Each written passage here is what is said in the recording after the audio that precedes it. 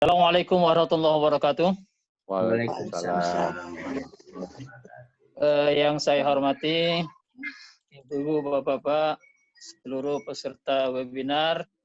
Ini wabil khusus para narasumber, teman saya, ini rekan saya, Bapak Profesor Dr. Insinyur Ujang Sumarwan MSc, yang jauh-jauh dari sebelah sana Bogor. Selamat datang Pak Prof. Terima kasih Pak Dekan. Ya, Alhamdulillah.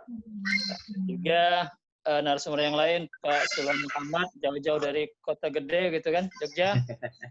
Terima kasih. Selamat bergabung Pak Sulaiman. Ya. Terima kasih Pak Dekan. Ya. Dan juga ada narasumber Insight, Pak Dr. Ian Rizal, di satu FISIP. Sekali lagi seluruh peserta sebagai tamu kami dalam Kitus Minani yang kami muliakan. Ya alhamdulillah rabbil alamin, arrahmanir rahim, maliki yaumiddin, wassalatu wassalamu alal hadil amin, salawatu rahmatan lil alamin wa ala alihi washabihi ajmain wa ba'd. Pertama utama ya syukur alhamdulillah di tengah-tengah kita menjalankan ibadah puasa, mudah-mudahan kita semua senantiasa dalam keadaan kesehatan dan baik-baik ya. Mudah-mudahan semua kita terhindar dari terpapar COVID-19. Amin ya rabbal alamin. Bapak-bapak, ibu-ibu yang saya hormati, webinar ini telah lama direncanakan, ya. Namun beberapa minggu yang lalu kita agak mundur maju, gitu kan, bersama juga kegiatan-kegiatan fakultas yang lain.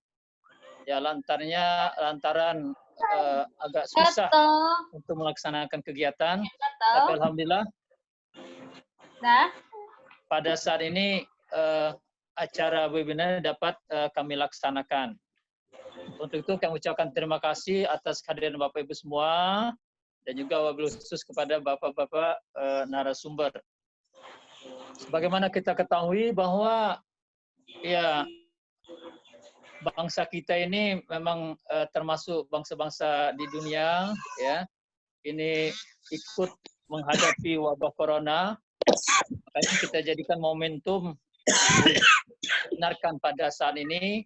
Di samping juga kita mohon pada Bapak narasumber dan yang lain juga berbicara sedikit posisi ya FISIP Fakultas Ilmu Sosial dalam rangka melaksanakan program Studi Merdeka ini ya, gagasan dari Pak Makarim, Pak Menteri Pendidikan kita. Jadi ada dua, kita bicara persoalan COVID Corona dan juga bicara masalah kampus Merdeka. Itu kami ucapkan terima kasih. Nah, berkaitan dengan masalah Corona, ya kita udah tahu bahwa kalau dari segi kacamata ini karena FISIP Duin ini Pak Prof Ujang, ya karena dari pandangan agama ya sebenarnya COVID ini adalah ciptaan Allah SWT, sunatullah. Gitu kan. Ya hanya saja kemunculannya itu tidak lepas dari rekayasa umat manusia. Nah sekiranya corona ini memunculkan hal yang baik, tentu dunia nggak panik. Tapi persoalannya ini memunculkan hal-hal yang tidak baik. Nah, dalam pandangan Islam itu kan dikatakan man asabaka min hasanin fa minallah wa man asabaka min sayyi'atin fa min nafsika. Jadi hal-hal yang baik datang dari Allah, hal-hal yang tidak baik ya datang dari manusia sendiri. Nah, oleh karena itu karena ya manusia yang berbuat, ya tentunya manusia juga yang akan menghadapi dan sekaligus mengatasinya. Nah, tidak mungkin akan diselesaikan oleh pemerintah sendiri, maka kami dari FISIP ya yang merupakan juga bagian dari pengkajian ilmu sosial berinisiatif untuk menyelenggarakan webinar ini. Mudah-mudahan rumusan hasil webinar ini akan bermanfaat bukan hanya di lingkungan kita, juga di lingkungan yang lebih luas dan juga kepentingan bangsa dan negara. Begitu juga persoalan kampus Merdeka, kami juga mohon masukan bagaimana sebaiknya ya ide kampus Merdeka ini minimal dalam waktu yang saat dekat ini bisa dimunculkan dalam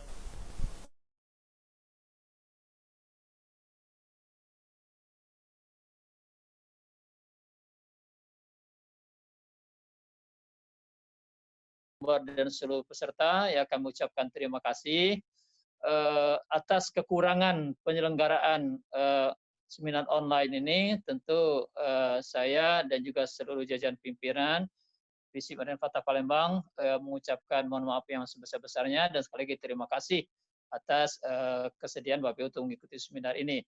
Seraya memohon ridha Allah SWT, semoga kita mendapatkan hasil yang baik dalam seminar ini. Marilah kita awali seminar ini bersama-sama melafazkan basmalah. Bismillahirrahmanirrahim. Seminar kita laksanakan. Demikianlah yang bisa saya sampaikan dalam pembukaan ini. Allahul hadi ila sabil. Wallahu muwaffiq subhanahu wa ta'ala. Wassalamualaikum warahmatullahi wabarakatuh. Waalaikumsalam warahmatullahi wabarakatuh. Terima kasih Pak Dekan atas sambutan yang telah diberikan. Bapak Ibu peserta yang dirahmati Allah, ada yang mengatakan pada bulan Juni Indonesia sudah mengalami penurunan kurva penderita COVID-19. Tapi kemudian data ini diralat lagi, katanya September baru turun. Nah, mana yang benar? Kita tidak tahu. Kita saat ini dihadapkan pada ketidakpastian, ya. Tidak pasti kapan corona akan berakhir, tidak pasti kapan kita akan beraktivitas seperti sedia kala, dan sebagian orang merasa tidak pasti apakah setelah virus ini berakhir, mereka masih bisa mendapatkan pekerjaan dan penghasilan seperti dulu. Nah, banyak ketidakpastian yang harus kita hadapi. Coronavirus juga telah merubah banyak hal di kehidupan kita tanpa kita sadari. Ya, coronavirus tidak hanya berdampak pada kesehatan, tapi juga berdampak pada sektor ekonomi dan sosial, juga pendidikan. Jika kita tidak mampu beradaptasi dengan perubahan ini, maka kita akan termasuk golongan orang yang merugi dan tertinggal. Nah, maka dari itu, berdasarkan tema kita hari ini, yaitu keilmuan sosial di tengah pandemi dan tantangan kampus merdeka, mari kita usut tuntas. Yang pertama, mari kita dengarkan narasumber kita, Profesor Ujang Sumarwan. Kami persilahkan kepada Profesor untuk dapat menyampaikan materinya. Oke, baik, terima kasih. Saya sharing dari komputer saya aja ya. Boleh, Prof, silahkan. Ya.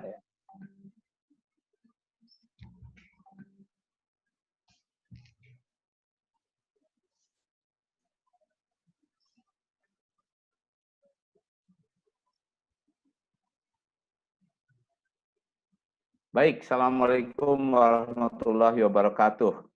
Yang saya hormati Bapak Dekan, Prof. Izomidin, kemudian Bapak Wakil Dekan, Pak Yan Rizal, juga narasumber yang jauh dari Jogja nih, Pak Muhammad.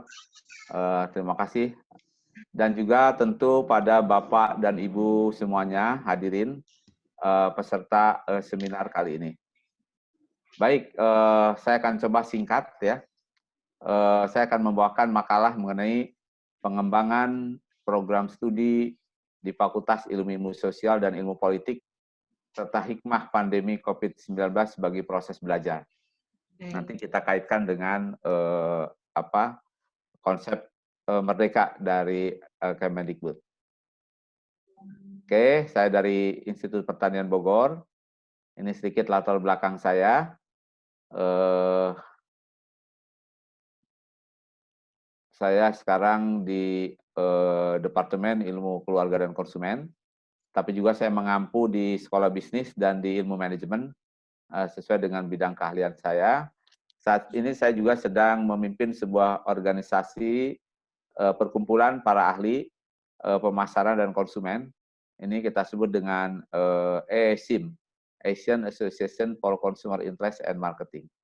Nah, demikian sepintas dari biodata saya. Mungkin ini beberapa karya buku saya, refleksi selama 20 tahun terakhir. Ini buku yang sudah cetak ulang sampai ke 5 kali. Ya. Ini yang buku terbaru, di mana kami meminta para anggota ESIM untuk menulis bersama. Dan ini sudah diseminarkan pada tanggal 20 April yang lalu. Baik, Bapak dan Ibu sekalian. Pertama, kalau kita perhatikan ilmu-ilmu sosial, kalau dari sisi pengelolaan, ini diampu oleh fakultas-fakultas yang namanya cukup beragam, ya, FISIP, FISIPOL, FIS, FISIP, VIA, kemudian Fakvolfem, STIA, STKS, Fishum, Fikom, kemudian ada lagi FEMA, dan FH ISIP. Nah, ini berbeda dengan grup ekonomi yang relatif kompak. Mereka menuliskan namanya FEB, Fakultas Ekonomika dan Bisnis. Nah, apakah ke depan kita akan kompak juga nih, Pak Dekan? Ya, ya bagus, nama bagus. yang sama. Ya. Tapi Bagus Pak juga Dekan, saya keragaman setuju. ya. Apa namanya? Oke, baik.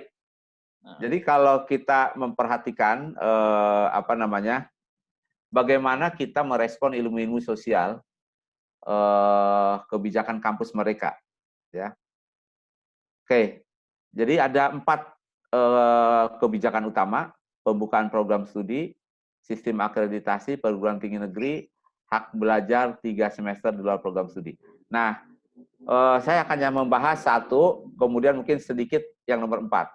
Yang 2 dan 3 nanti bisa Pak Wakil Dekan yang membahasnya. Baik, saya akan membahas mengenai jadi di dalam kebijakan ini pemerintah membuat sedikit longgar pembukaan program studi baru. Ya. Nah, saya berpendapat kepada teman-teman yang ada di prodi-prodi ilmu-ilmu sosial, konsep saya lupakan membuka program studi baru. Banyak anggotaku belum selesai nih. Oke, jika harus membuka prodi baru, maka gunakan filosofi seperti ini. Berdasarkan kebutuhan konsumen, yaitu calon mahasiswa. Bukan berdasarkan prinsip bahwa prodi ini penting, berdasarkan persepsi PT yang akan membuka prodi baru. Nah, pengalaman kami di Bogor seperti itu, Pak. Ketika kita membuka prodi baru, itu bukan berdasarkan apakah calon mahasiswa butuh atau tidak, tetapi kita sebagai dosen, sebagai yang memberi layanan menganggap ini penting begitu. Sehingga terjadi beberapa masalah. Nah, karena itu sekarang kebijakan kita penataan prodi, ya, penataan. Nah, jadi itu prinsip saya yang pertama, ya. Karena mahasiswa, ya, bagi mahasiswa yang paling penting itu adalah setelah dia selesai mau kemana. Nah, itu mungkin yang sangat penting. Oke, mengapa harus melupakan prodi baru, ya? Jadi kita tahu bersama setelah mahasiswa lulus, dia akan bekerja. Nah, karena itu, apakah jumlah alumni ilmu sosial ini sudah cukup memenuhi kebutuhan tenaga kerja? Dan mungkin jangan-jangan lebih banyak lulusan dibandingkan dengan jumlah yang dibutuhkan. Nah, feeling saya ini bukan berdasarkan data, ya. Semua jenis pekerjaan di bidang sosial sudah dapat dipenuhi oleh semua prodi-prodi ilmu sosial. Ya, mungkin nanti kalau ada data, ya. Karena sekarang semua ada beberapa jenis pekerjaan itu yang bisa diisi oleh program studi apapun. Jadi alumni ilmu-ilmu sosial bersaing dengan alumni dari program studi lain, selain bersaing dengan alumninya sendiri. Ya. Nah, karena itu kalau harus membuka prodi baru, harus ada kajian jenis pekerjaan yang membutuhkan prodi baru yang tidak bisa dipenuhi prodi ilmu-ilmu sosial yang ada. Dan harus dihitung berapa jumlah yang dibutuhkan. Nah, satu lagi, mungkin konsep saya begini ya, Bapak dan Ibu sekalian. Pentingnya sebuah ilmu tidak mesti diwadahi oleh sebuah program studi. Karena kalau membuka sebuah program studi, itu menuntut administrasi yang sangat melelahkan. Dari pengalaman kami, sangat melelahkan. Sehingga apa yang terjadi, ya, kalau saya perhatikan, jumlah mahasiswa prodi ilmu sosial ini sangat banyak. Jangan-jangan mengalahkan FEB. Ya, FEB itu yang paling populer kan 3, akuntansi, kemudian manajemen, kemudian ekonomi pembangunan. Tapi di prodi ilmu sosial itu bisa 5, bisa 6, bisa 10. Nah, karena itu yang terjadi apa? Banyak dosen lebih tercurah kepada proses pengajaran. Nah, akibatnya publikasi dosen ilmu-ilmu sosial sangat jauh tertinggal dari dosen ilmu-ilmu eksakta, engineering, dan yang lainnya. Nah, ini yang menjadi keprihatinan kita semua, baik di pemerintah maupun para dekan, ya. Kondisi ini memprihatinkan. Nah, karena itu prodi ilmu sosial harus mengubah strategi kinerja yang berfokus kepada riset dan publikasi dengan melupakan pembukaan prodi baru yang akan membebani administrasi serta proses pengajaran. Nah, solusinya adalah bermain cantik dengan pengembangan kurikulum, dengan membuka area of concentration. Nah, ini ide saya ya. Jadi membuka area concentration yang tidak menuntut administrasi yang sangat banyak. Ya.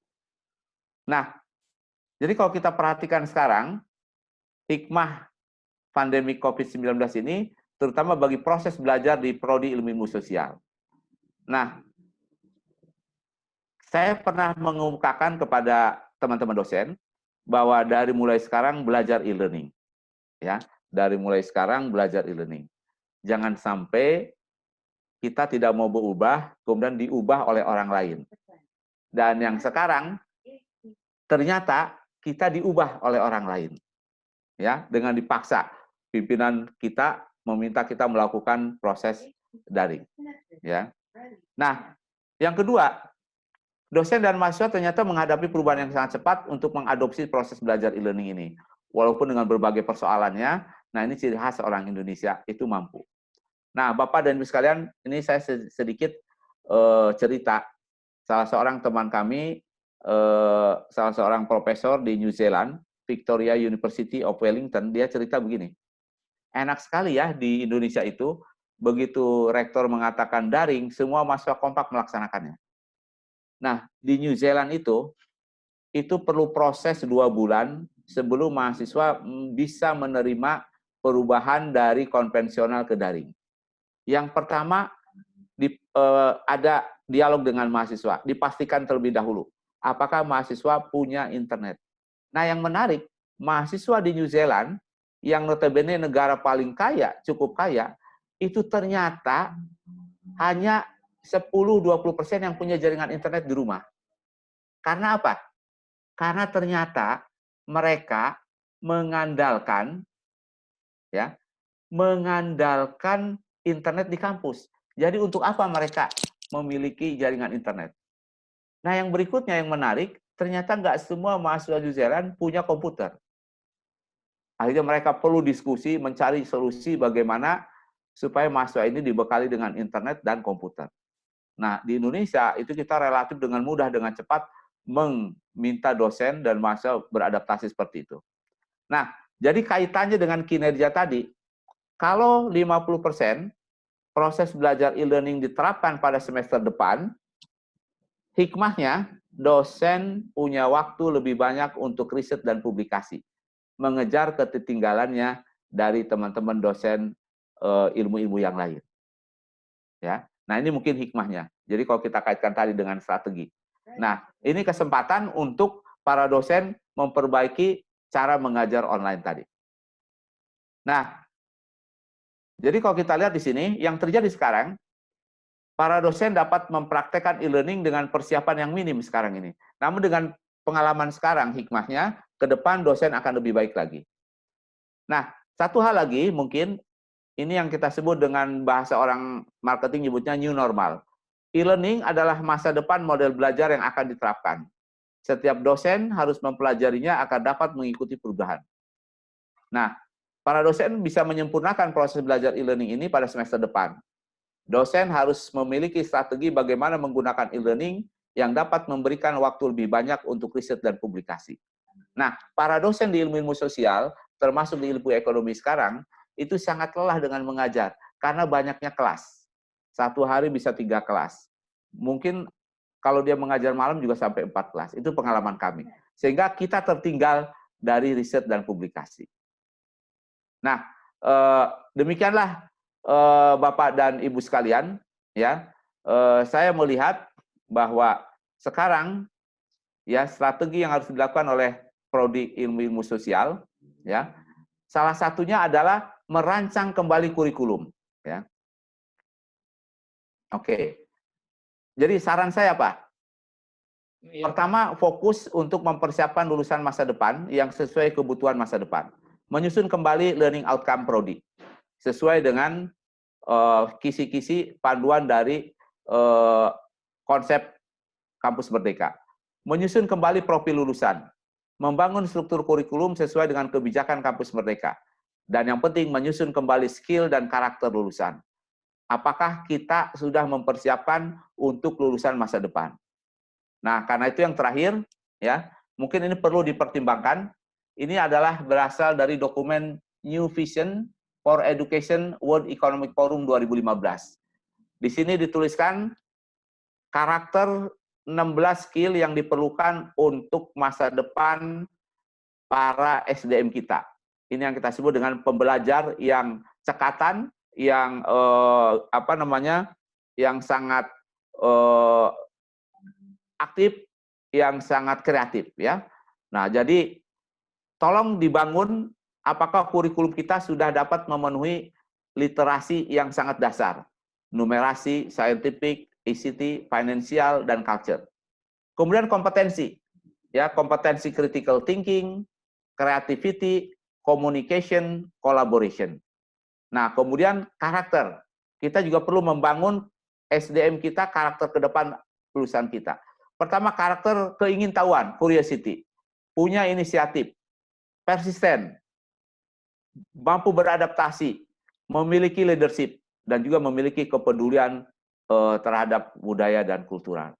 Nah, kita lihat kembali, ya, apakah sudah memenuhi ini.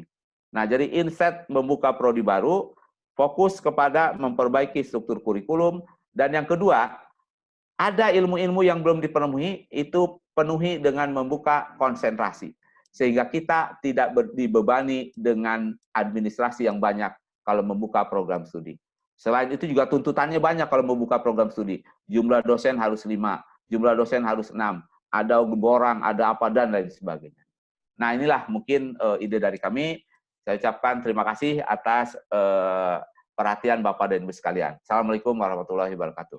Waalaikumsalam Terima kasih, warahmatullahi Pak wabarakatuh. Ujang. Terima kasih, luar biasa sekali materi yang disampaikan Prof. Ujang, menjadi bahan masukan, saran dari Prof. Ujang sendiri bagi seluruh Fakultas Ilmu Sosial khususnya. Karena Pak Profesor Ujang ini adalah Ketua Forum Dekan se-Indonesia ya, Prof ya? Enggak, anggota. Anggota Forum Dekan se-Indonesia. Jadi luar biasa, terima kasih.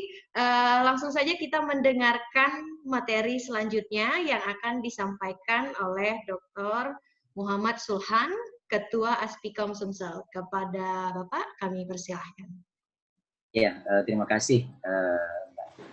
Assalamualaikum warahmatullahi wabarakatuh. Waalaikumsalam. Terima kasih kesempatannya. Saya akan langsung saja. Ini sudah kelihatan separuh apa kelihatan penuh, Mbak? Oke. Kelihatan, Pak. Iya. Kalau saya separuh, saya penuhin. Udah masih separuh kalau di sini, Kak. Oke.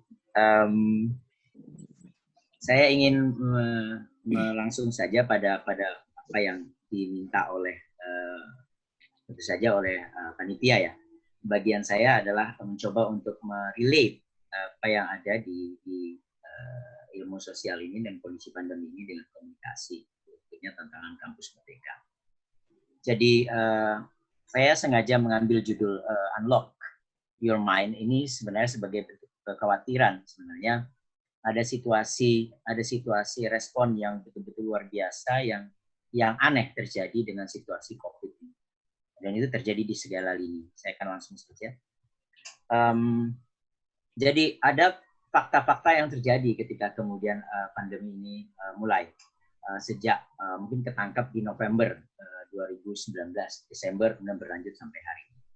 Jadi secara hampir bersamaan, 188 negara di seluruh dunia itu menutup hampir bersamaan ya kampus-kampusnya dengan batasan waktu maupun ada yang tidak punya batasan waktu. Itu yang terjadi. Lalu jauh sebelum pandemi ini sebenarnya seluruh kampus-kampus itu entah itu di dunia maupun di Indonesia gema tentang kesiapan menyambut era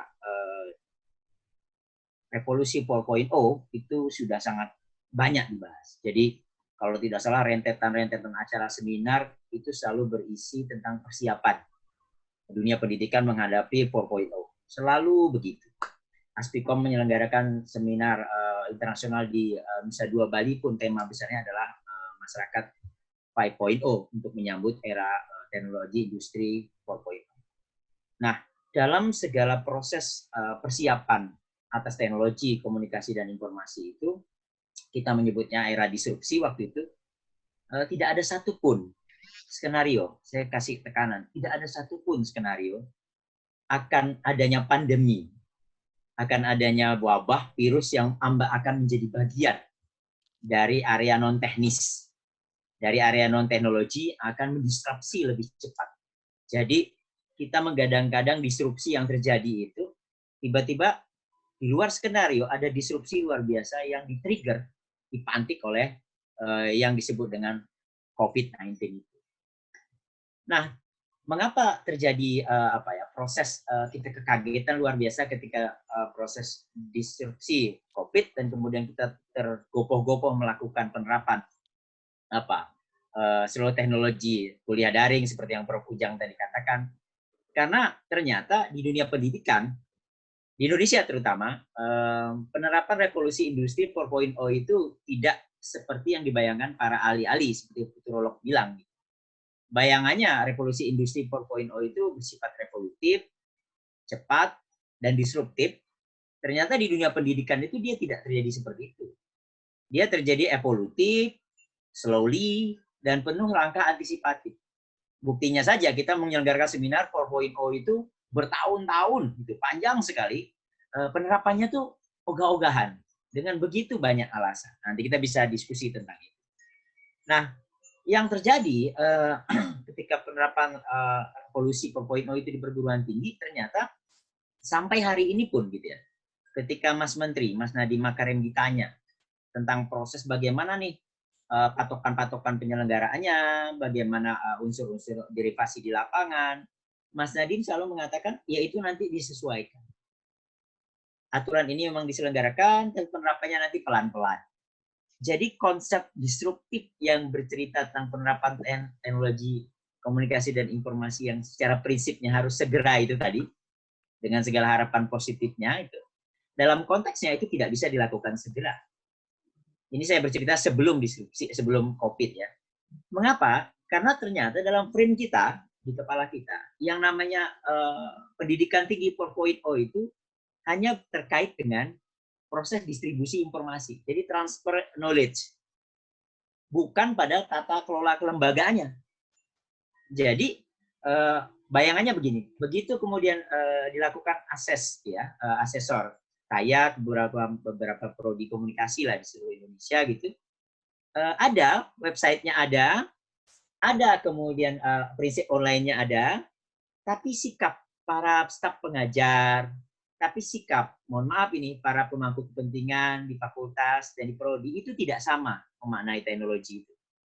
Ya kami ada, tapi belum kami terapkan, alasannya bla bla bla bla. Jadi konteks situasi ini yang membuat kemudian penerapan evolusi pendidikan tinggi 4.0 itu begitu lambat. Nah, tiba-tiba kita dihantam, gitu ya, dihantam luar biasa oleh COVID-19 itu. Jadi ada transformatif dan akseleratif sebenarnya yang melebihi daya prediksi atas evolutif dari 4.0. Seperti yang dikatakan Prof. Ujang tadi, ternyata kita berubah karena dipaksa gitu. Nah, implikasi dari perubahan-perubahan ini yang saya bilang kaitannya dengan fenomena COVID kepada ilmu sosialis. Nah, apa faktanya, Bapak Ibu sekalian? Ini data terakhir di 16 sampai 22 Maret 2020 di seluruh dunia, baik Asia, Eropa, Amerika maupun Afrika. Gitu ya. Proses peralihan orang untuk melakukan koneksi dengan WiFi, koneksi dengan prinsip mencari bahan di daring itu luar biasa. Itu tidak ada yang di bawah 25, selalu di atas itu semua. Berarti fenomena pergeseran orang dipaksa untuk melakukan interaksi secara daring, melewati work from home, kemudian stay at home, itu betul-betul mengubah perilaku manusia. Dan ketika kita bicara ilmu sosial, proses-proses yang terjadi, proses-proses anomali yang terjadi, yang kata Prof tadi bergeser menjadi new normal, itu tidak sederhana yang dibayangkan para ahli. Kompleks sekali. Nah, itu sama dengan kompleksnya ketika kita memaknai COVID ini. Nah, Jadi yang seperti saya bilang tadi, bahwa revolusi 4.0 yang tadinya diantisipatif, sangat terencana di dunia pendidikan itu tiba-tiba dia menjadi sangat darurat dan tergesa-gesa, cenderung dia chaos dan unprecedented. Jadi diskusi-diskusi mendengarkan keluhan para dosen, mendengarkan keluhan mahasiswa itu luar biasa. Jadi chaos sebenarnya. Chaos dalam arti, kok jadi kayak gini? Kok jadi banyak sekali. Dan itu bisa kita diskusikan nanti. Nah, problem yang paling serius dalam konteks kekeosan itu tadi, ternyata fenomena COVID-19 itu bukan semata tentang kesehatan. Yang betul-betul menggelisahkan di fenomena sehari-hari, every single day masyarakat itu, coba kita cek. Sudahlah selesai tentang pengetahuan terhadap virusnya itu seperti apa. Kalau kata Dahlan Iskan itu selesai sudah informasi tentang COVID-nya itu selesai. Yang kita tidak sadar adalah informasi tentang social distancing, informasi tentang sosial statistik, informasi dan pembelajaran tentang sosial psikologi, dan di bidang komunikasi, informasi tentang bagaimana sosial media. Semuanya ini sosial. Dan dampak yang 4 ini saja yang saya rekam itu luar biasa mempengaruhi proses kita every single day. Contoh umpamanya, COVID-19 bukan tentang penyakitnya semata-mata, tapi tentang statistik. Begitu kemudian kita mengupdate statistik, sekian yang mati, sekian yang sembuh, sekian yang ODP, itu bikin geger dia. Jadi yang membuat geger ini angka. Begitu dia geger di angka, dibuzzer oleh sosial media, maka angka tadi mengalami hyper, kata orangnya. Hyper reality dia. Jadi kalau kita ingin bicara tentang hyper reality, inilah saat-saat terjadi hyperrealitas luar biasa. 2 mati, tapi karena dia di jalan, pamannya gitu, karena dia tumbang di jalan, maka sosial media membuzzingnya luar biasa lewat WhatsApp, lewat mana-mana itu, seolah-olah yang 2 mati itu akan membunuh jutaan orang lain. Jadi, sekalipun kemudian informasi-informasinya mengatakan bahwa enggak, COVID itu secara kesehatan memiliki daya bunuh yang sangat rendah. Orang nggak percaya. Orang lebih percaya pada sosial statistik, orang lebih percaya pada sosial media. Dan celakanya di sanalah masalah terbesar dari sosial psikologi manusia. Nah, jadi yang ingin saya katakan dengan ini sebenarnya adalah COVID-19 itu bukan tentang kesehatan. COVID-19 ini tentang proses pergeseran persepsi manusia atas fenomena. Jadi ketika kita bicara tentang persepsi manusia, maka ilmu sosial adalah ilmu yang betul-betul tune in dalam area itu. Nah, yang saya ingin katakan, ada proses transformasi hari ini yang entah nanti akan menjadi bahan penelitian, yang akan menjadi bahan diskusi kita lebih lanjut terkait dengan bagaimana ilmu sosial hari ini dalam kaitannya dengan COVID ini. Sebenarnya dia tidak terlepas. Bagaimana COVID ini sebenarnya sudah menjadi fenomena luar biasa karena ada teknologi komunikasi dan informasi 4.0. Yang saya katakan social distancing, social statistik, dan sosial media tadi itu menjadi buzznya luar biasa. Di buzzing luar biasa itu karena ada fenomena 4.0. Wabah hitam dulu itu di Eropa gitu ya. Itu tidak menjadi bahan pembicaraan, dia mati saja. Karena memang kecepatan informasinya tidak seperti hari ini. Jadi tingkat ketakutannya itu tidak terjadi. Tingkat chaosnya itu tidak terjadi sedemikian rupa dengan konteks hyper reality. Tapi karena media maka luar biasa. Nah, ilmu sosial pada konteks ini bertransformasi luar biasa. Nah, ketika saya tidak melihat ada perubahan yang signifikan pada aspek ontologis ilmu sosial hari ini, dia tetap berpegang pada prinsip manusia sebagai postulat utamanya. Baik itu objek formal maupun objek material. Dia tetap sama. Sifatnya genetis, bukan nomotetis. Ini bisa kita bicarakan nanti. Dia tidak memiliki kekuatan predictable seperti halnya ilmu-ilmu eksak. Nah, ini nanti akan menjadi isu sendiri ketika kita melihat bagaimana daya fungsional ilmu sosial. Tapi yang betul-betul mengalami goncangan di ilmu sosial adalah prinsip epistemologis dan aksiologisnya. Apa yang menjadi goncangan di epistemologis? Ini yang luar biasa. Logika interaksi manusia yang menjadi pembelajaran penting, jadi point of view dari ilmu sosial itu bergeser. Kompleksitas relasi yang tadinya terjadi secara langsung, direct manusia to manusia, human to human, itu bergeser menjadi relasi termediasi, teknologi, komunikasi, dan informasi. Nah, relasi termediasi inilah yang mengubah begitu banyak prinsip-prinsip metodologis, mengubah begitu banyak prinsip-prinsip kita melakukan penelitian, karena kita termediasi oleh teknologi. Namanya handphone, namanya komputer seperti kita hari ini. Kita mungkin bisa senyum satu sama lain, tapi rasanya beda. Karena begitu kita senyum, kita melihat senyum kita sendiri saja. Banyak kelakuan teman-teman mahasiswa selama kuliah daring itu, kalau dia kuliah itu, dia sambil betul-betulin alisnya, dia betul-betulin rambutnya, pijat-pijat jerawatnya, gitu. Seolah-olah dia sedang berkaca, padahal itu disaksikan oleh puluhan orang lain. Dan itu lucu-lucu. Lucu-lucu. Bagaimana kita meminta untuk tolong di-unmute ya, tolong dimatiin, masih ada cerita anaknya teriak-teriak di belakang. Bukaan apa sore ini? Nah, ini proses interaksi manusia yang bergeser luar biasa. Dan ini menyajikan ranah penelitian yang dahsyat. Nah, dari metode-metode riset yang konvensional, yang berdasarkan penelitian lapangan dan teks analisis, dia menuju metode mutakhir berbasis big data analysis. Implikasinya luar biasa nanti. Implikasinya adalah kepada aspek aksiologis. Terjadi pergeseran nilai dan etika manusia yang betul-betul tidak kita duga. Karena para peneliti-peneliti ilmu sosial tentu saja, Karl Marx tidak punya WhatsApp. Peter Berger tidak punya Instagram. Jadi seluruh basis-basis fondasi ilmu sosial yang saya pelajari di sosiologi media dan komunikasi itu tiba-tiba harus disesuaikan. Apa yang paling mengagetkan? Yang paling mengagetkan adalah munculnya artificial intelligence yang menciptakan standar moral baru yang penuh kontroversi. Nanti kita bisa diskusikan ini. Jadi ada proses geseran dari dua aspek terakhir, yaitu epistemologis dan aksiologis. Sementara ontologisnya tidak terlalu mengalami geseran. Nah, saya mencoba men-trace beberapa banyak yang berbicara tentang itu. Saya baru bisa membaca sedikit. Gitu ya. Tapi yang saya pelajari dari bagaimana kemudian kondisi ilmu sosial dalam konteks-konteks kebaruan ini adalah prinsip ilmu sosial yang melihat manusia sebagai unit kaji yang begitu humanis. Unit kaji yang membuat manusia itu thinks better. Menuju pada kehidupan manusia yang lebih baik dalam konteks relasi antar manusia. Tiba-tiba, dengan kondisi terkini, dia bergeser menuju pada motif insting manusia ke homo faber. Jadi tadi manusia yang berpikir semata-mata menjadi kajian, kita bergeser jadi manusia yang memproduksi.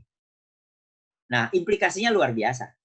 Ketika manusia dimaknai dalam konteksnya adalah hanya memproduksi dan orientasinya adalah ekonomi, maka ilmu sosial mengalami goncangan. Karena prinsip yang tadi, yang sifatnya tidak nomotetik, dipaksa untuk menjadi nomotetik.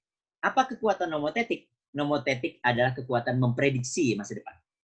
Jadi, ketika ilmu sosial memang berada pada ranah-ranah ideografis, istilahnya itu, genetis sifatnya, kalau dalam bahasanya Prof. Jujun itu, kita tuh adalah kemampuannya deskripsi, elaboratif. Seperti contoh, ilmu sosial. Ilmu sosial itu tidak cukup mampu memprediksi depan tanpa dia mempelajari apa yang terjadi di belakang.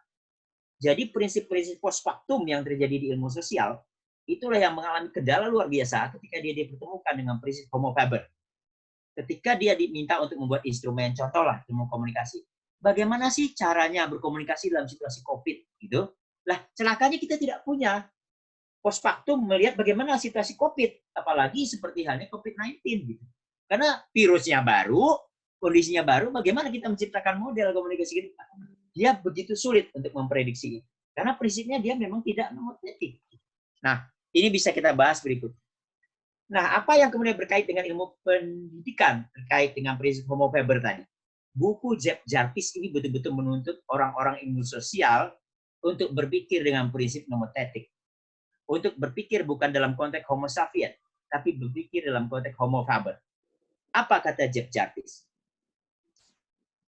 3 dari fungsi peran kunci universitas itu pelan-pelan akan menghilang dengan adanya Google. Bukan cuma Google sebenarnya, tapi dengan adanya teknologi komunikasi dan informasi.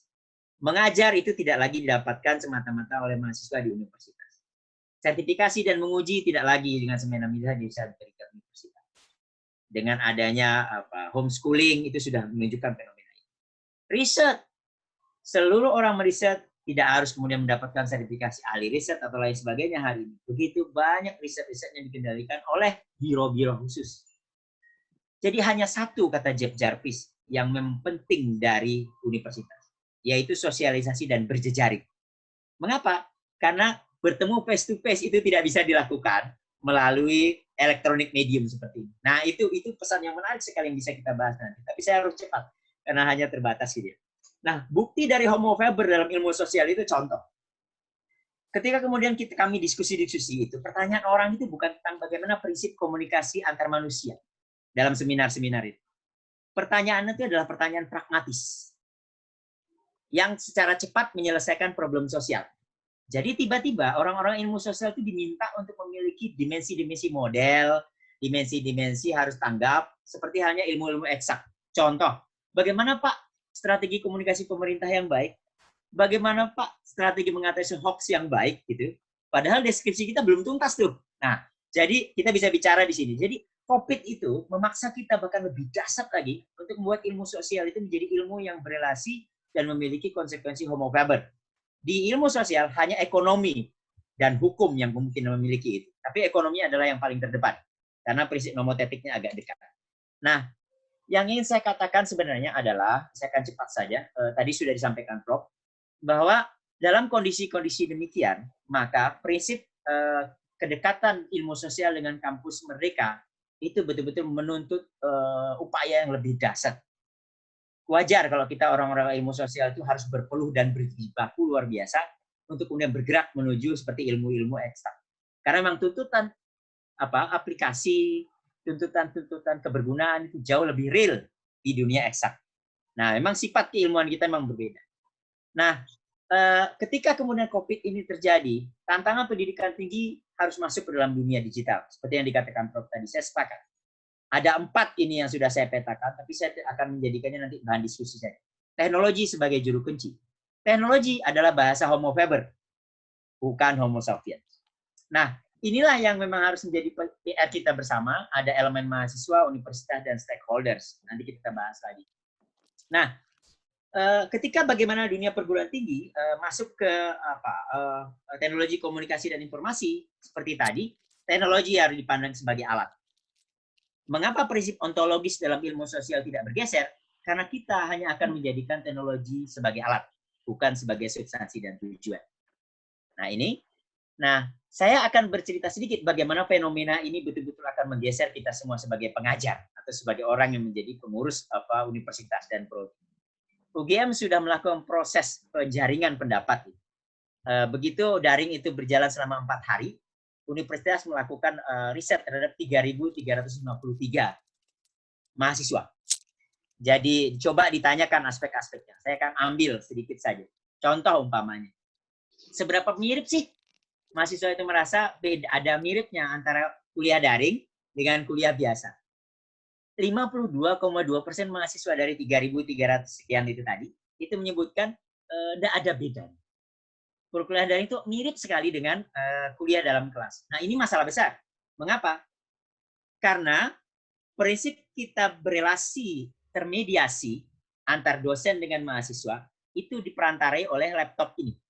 Diperantarai oleh handphone. Tapi kalau kemudian dosen dan kalau kemudian mahasiswa merasa bahwa tidak ada bedanya, maka kita punya masalah dalam mempelajari kuliah daring itu. Dan itulah masalah yang memantik. Kemudian bagaimana pemahamannya? Ya, alhamdulillah pemahamannya ya sangat baik dan sedanglah gitu. Mungkin itu akan bergeser nanti begitu kuliah daring ini berjalan semakin lama. Tapi yang paling menarik adalah ketika kita bicara keunggulan dan kekurangan kuliah daring menurut mahasiswa. Ada 6 aspek kelebihannya dan ada 6 aspek kekurangan perkuliahan daring. Yang ingin saya katakan dari 6 aspek ini sebenarnya, posisi penerapan teknologi komunikasi dan informasi kuliah daring kepada mahasiswa di zaman pandemi ini itu bersifat 50-50. Jadi dia separuh baik, dia separuh kurang lah. Separuh lebih, separuh kurang, separuh positif, separuh negatif. Nah, posisi 50-50 ini membuat kita mengalami challenge. Kita di-challenge. Sesudah COVID ini, teknologi ini, daring ini mau kita terapkan atau mau kita off. Tapi ada satu prinsipnya, kita nggak mungkin setback. Kita nggak mungkin lagi kembali kepada situasi normal. Ini sudah new normal. Nah, itulah yang akan menjadi pertanyaan besar di masa depan. Seberapa jauh jaminan mutu kita terhadap prinsip ontologis, epistemologis, dan aksiologis tadi tetap dijaga untuk kemudian menciptakan eskalasi pembelajaran yang masih sama. Saya pikir itu pertanyaan kuncinya untuk berdiskusi. Terima kasih. Assalamualaikum warahmatullahi wabarakatuh. Waalaikumsalam warahmatullahi wabarakatuh. Luar biasa sekali. Terima kasih Dr. M. Sulhan, Ketua Aspikom Pusat, yang juga sekaligus asesor Ban PT. Luar biasa. Gimana Bapak Ibu, sudah bisa dimengerti materinya? Nanti kita akan adakan tanya jawab. Tapi sebelum itu kita dengarkan narasumber terakhir kita, yaitu Dr. Yan Rizal, Wakil Dekan 1 FISIP UIN Raden Fatah Palembang. Baik, kepada Bapak kami persilahkan. Baik, terima kasih Pak Lis. Sebentar saya siapkan dulu, agak lemot koneksinya. Ya, silakan Pak Yan. Ya, selamat siang untuk semuanya, terutama untuk para narasumber kita nih, Prof. Ujang Sumarwan ya, dan Mas Muhammad Sulhan ya, yang sudah berbagi luar biasa. Kalau saya lihat tadi, ini mohon maaf wajah saya belum kelihatan, mungkin karena masih proses loading kayaknya agak lemot ini, tapi mungkin tidak akan mengurangi itu. Bapak Ibu sekalian, kepada seluruh peserta seminar ya, webinar ya, termasuk juga Prof. Izomidin sebagai Dekan FISIP UIN Raden Fatah. Terima kasih semuanya sudah hadir ya. Saya selaku narasumber juga tuan rumah di sini ya, mengucapkan terima kasih atas partisipasi Bapak Ibu sekalian. Apa yang disampaikan oleh Prof. Ujang tadi dan Pak Mas Muhammad Sulhan ya, saya pikir ini sebuah realitas ya yang tidak bisa kita pungkiri bahwa sekarang ini sudah menjadi sebuah fenomena yang luar biasa. Gitu. Kalau Prof. Ujang tadi malah menyarankan tidak perlu repot-repot buka prodi baru gitu, Prof ya.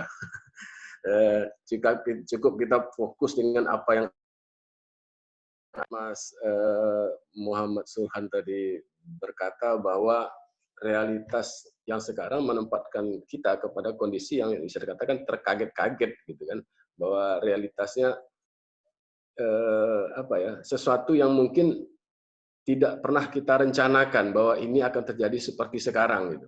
Saya masih bisa bayangkan bahwa 3 bulan yang lalu mungkin kurang lebih lah, bahwa kita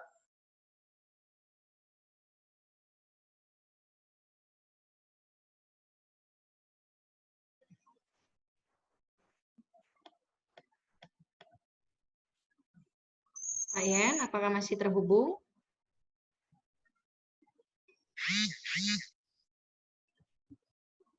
Mungkin Pak Yan ada sedikit gangguan. Kita tunggu sebentar.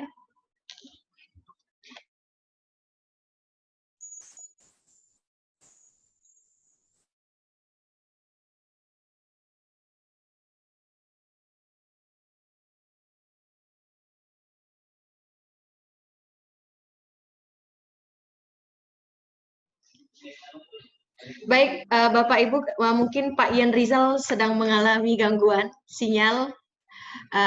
Mungkin kita bisa lanjutkan dengan sesi tanya jawab. Gimana Pak Ujang? Kita sambilan saja Pak. Nanti kita akan lanjutkan dengan materi. Ya. Bisa Pak? Bisa ya? Oke, baik. Kepada Bapak Ibu peserta yang sangat luar biasa hadir di sini, mungkin wajah-wajahnya ini banyak yang asing ya, banyak yang di luar Pulau Sumatera. Ada juga dari Universitas Patimura Ambon, dari Gorontalo. Terima kasih Bapak Ibu semuanya yang sudah berkenan hadir webinar hari ini. Untuk sesi tanya jawab, kami persilahkan Bapak Ibu untuk dapat melambaikan tangan via Zoom atau bisa melalui chat. Ya, nanti host akan pilih pertanyaannya yang akan nanti saya bacakan. Jadi silahkan Bapak Ibu, kami beri waktu untuk menuliskan pertanyaannya di kolom komentar. Ya, kita sambil menunggu Pak Yan Rizal untuk bergabung kembali bersama kita. Adakah yang ingin bertanya di sini? Silahkan melambaikan tangannya, Bapak Ibu. Ada aplikasi di situ. Silahkan, boleh via kamera untuk melambaikan tangan. Saya di sini bisa melihat Bapak Ibu. Kita dada-dada via sini. Via Zoom. Oh, ini ada Pak Darus Antonius. Silahkan Pak Darus Antonius. Apa kabar Pak Darus Antonius? Baik, Ibu. Selamat siang. Terima kasih. Selamat semuanya.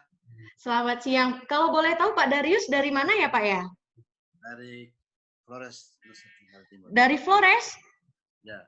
Oh, luar biasa sekali. Terima kasih Pak Darius sudah bergabung bersama kita. Langsung saja saya persilahkan Pak Darius, ada yang ingin ditanyakan? Saya bukan bertanya, tapi saya sangat tertarik dengan penjelasan dari Pak Muhammad ya, mengenai hubungan ilmu sosial dan filsafat sosial. Ya. Bagi kami itu memberikan inspirasi yang cukup mendalam, dan saya mau mengucapkan terima kasih. Ya. Baik. Dan sekian Pak Darius, itu saja. Luar biasa. Kita beri tepuk tangan dulu untuk Pak Darius yang sudah jauh-jauh dari Flores. Untung kita via Zoom ya Pak ya, jadi kita bisa bertatap muka secara tidak langsung. Baik Bapak Ibu, ada lagi yang ingin bertanya? Kami persilahkan. Boleh lambaikan tangannya. Boleh, silahkan Bapak Ibu, atau via chat akan saya bacakan.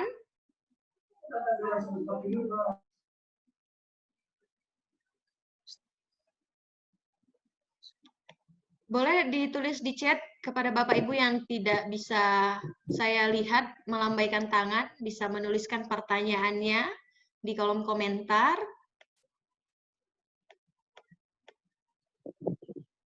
Baik, kita sapa dulu nih. Ada Ibu Susi. Ibu Susi yang tampak cantik pada siang hari ini. Ibu Susi, apa kabar Ibu Susi? Alhamdulillah baik. Alhamdulillah baik. Kalau boleh saya tahu, Ibu Susi dari mana ya Bu ya? Dari Universitas Persada Indonesia YAI Jakarta. Subhanallah. Terima kasih Ibu sudah bergabung di webinar series pada kesempatan hari ini. Ibu, adakah yang ingin ditanyakan atau tanggapan atas materi yang telah disampaikan narasumber kita? Terima kasih. Terkait dengan itu yang disampaikan oleh Pak Sulhan, saya ingin menanyakan bagaimana strateginya ya. Ini karena perguruan tinggi kan dipaksa untuk daring, ya. Sementara kita melihat kondisi mahasiswa itu tidak sama. Tapi itu tadi sampai semua model media sosial kita gunakan untuk kuliah daring. Yang sering menjadi pertanyaan saya adalah bagaimana nanti terkait dengan kualitas dari lulusan. Misalnya dia lulus mata kuliah tertentu, tapi kita bisa tahu misalnya di rumah aja kalau kuliah daring itu kadang-kadang dia mengajukan pertanyaan, tapi habis itu kabur, tidur kah, kemana kah, makan di mana kah. Iya, betul. Kemudian dia baru mengucap terima kasih tanpa membaca lebih dulu.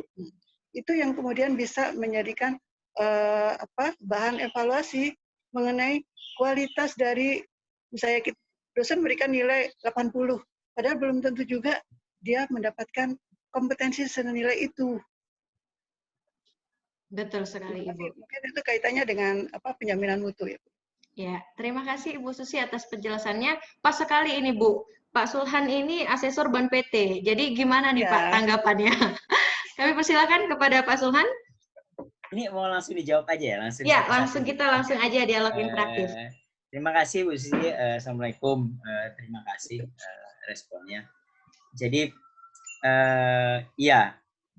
saya sepakat dengan Prof. Ujang tadi bahwa memang sifat saya tidak ingin berromantisme dengan mengutip bukunya Montar Lubis ya Prof ya, tentang orang-orang Indonesia kayak apa gitu.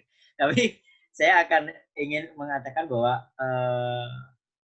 ada proses yang saya bilang pergeseran nilai yang sebenarnya sudah terjadi dengan munculnya generasi milenial. Jadi yang sebenarnya pergeseran tentang bagaimana kualitas, bagaimana standar pengajaran itu sebenarnya di milenial, di generasi Z yang selama ini kita layani itu sudah terjadi. Cuman masalahnya memang para dosennya tidak mau bergeser. Di situ sebenarnya yang ingin saya katakan. Jadi mohon maaf, mungkin kita semua di ruangan ini sebagai seorang dosen pernah merasa begitu jengkelnya gitu. Ketika mahasiswa kita berkuliah sambil kemudian main handphone. Mahasiswa kita mungkin melakukan proses pengutipan membabi buta di hanya blog atau apa gitu untuk mengerjakan tugasnya yang dia kerjakan cuma 2 jam sebelum ditumpuk gitu ya. Kita marah gitu, kita ngamuk. Pertanyaan besarnya adalah apakah bagi mereka sendiri di kelompok mereka itu sebuah masalah? Nah, itu pertanyaan yang belum tuntas kita jawab. Ini yang saya sebut tadi dengan prinsip aksiologis, ada pergeseran luar biasa yang kemudian membuat tata nilai kita itu tidak lagi sama. Nah, yang dibilang dengan migran ini, jadi orang-orang yang mereka-mereka yang generasi-generasi milenial, tapi kemudian kita yang dipaksa untuk menjadi milenial ini, itu jadi gap luar biasa. Nah, pertanyaan kita di ruangan ini sebenarnya adalah bagaimana dengan kualitas-kualitas mahasiswa seperti ini? Kita tentu merasa bahwa persis begitu suasananya ketika dulu kita mengajukan bagaimana agar skripsi itu diganti dengan karya, umpamanya begitu. Apakah dia setara kualitasnya? Nah, sampai hari ini masih debatable luar biasa. Bahkan ketika kita bertanya apakah daring ini kualitasnya tuh tetap sama dengan seperti sebelumnya. Nah, prinsip-prinsip ini yang kemudian di level para asesor, kalau mohon maaf, itu juga belum menyampai pada titik belum nyampe pada titik kesepakatan. Tapi ada satu hal yang ingin saya katakan terkait dengan prinsip itu tadi. Bagaimana kemudian pertanyaan-pertanyaan tentang kualitas, pertanyaan-pertanyaan tentang sama rasa, pertanyaan-pertanyaan perasaan dosen, perasaan mahasiswa, itu menjadi ranah kajian Homo sapiens. Yang harusnya manusia itu memiliki kemampuan berpikir itu menjadi dia makin sense kemanusiaannya keluar. Karena enlightenment sifatnya. Homo sapiens itu kan enlightenment, tercerahkan. Tetapi ketika dia sudah bergeser pada Homo faber, prinsip kualitas kita bukan pada substansi itu tadi, tapi pada output quality yang keluar. Persis bagaimana kemudian kualitas dosen-dosen, mohon maaf dengan Prof. Ujang hari ini ya, kualitas kemudian orang-orang yang mengajari perguruan tinggi lebih banyak mengejar orientasi, rankingisasi perguruan tinggi sebagai contoh. Seberapa banyak karya yang dipublish, mohon maaf, banyak sekali karya-karya yang dipublish itu berkualitas, jelas itu. Tapi juga sama, karya-karya yang dipublish tidak berkualitas. Tapi dihitungnya tetap sama secara kuantitatif. Jadi prinsip-prinsip kualitatif dalam ilmu sosial ini pelan-pelan tergerus luar biasa, yang tadinya menciptakan enlightenment dalam abad-abad pencerahan itu karena dia kualitasnya. Kita bisa membaca Adorno, kita bisa membaca Habermas, kualitas dari public sphere itu yang diinginkan. Tapi faktanya ketika kita didorong menuju ke Homo faber, yang kita lakukan adalah output. Jadi kita harus jujur pada hari ini bahwa prinsip kualitas, kadang-kadang kita begini mengatakan, oh gila skripsi anak itu sampai 400 halaman. Oke, gitu ya. Oh luar biasa tesisnya tuh 1000 halaman. Oke, gitu. Tapi isinya. Nah, itu yang ingin saya katakan, Mbak. Jadi pertanyaan-pertanyaan kualitas ini sebenarnya sedang mengalami proses pergeseran luar biasa.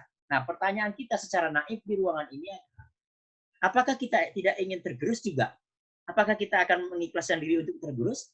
Faktanya, mohon maaf, sepanjang fakta-fakta yang ada di dalam Ban PT, yang coba dicari adalah kualitas. Tapi lihatlah betapa sangat luar biasanya kita mengejar prinsip-prinsip administratif itu tadi.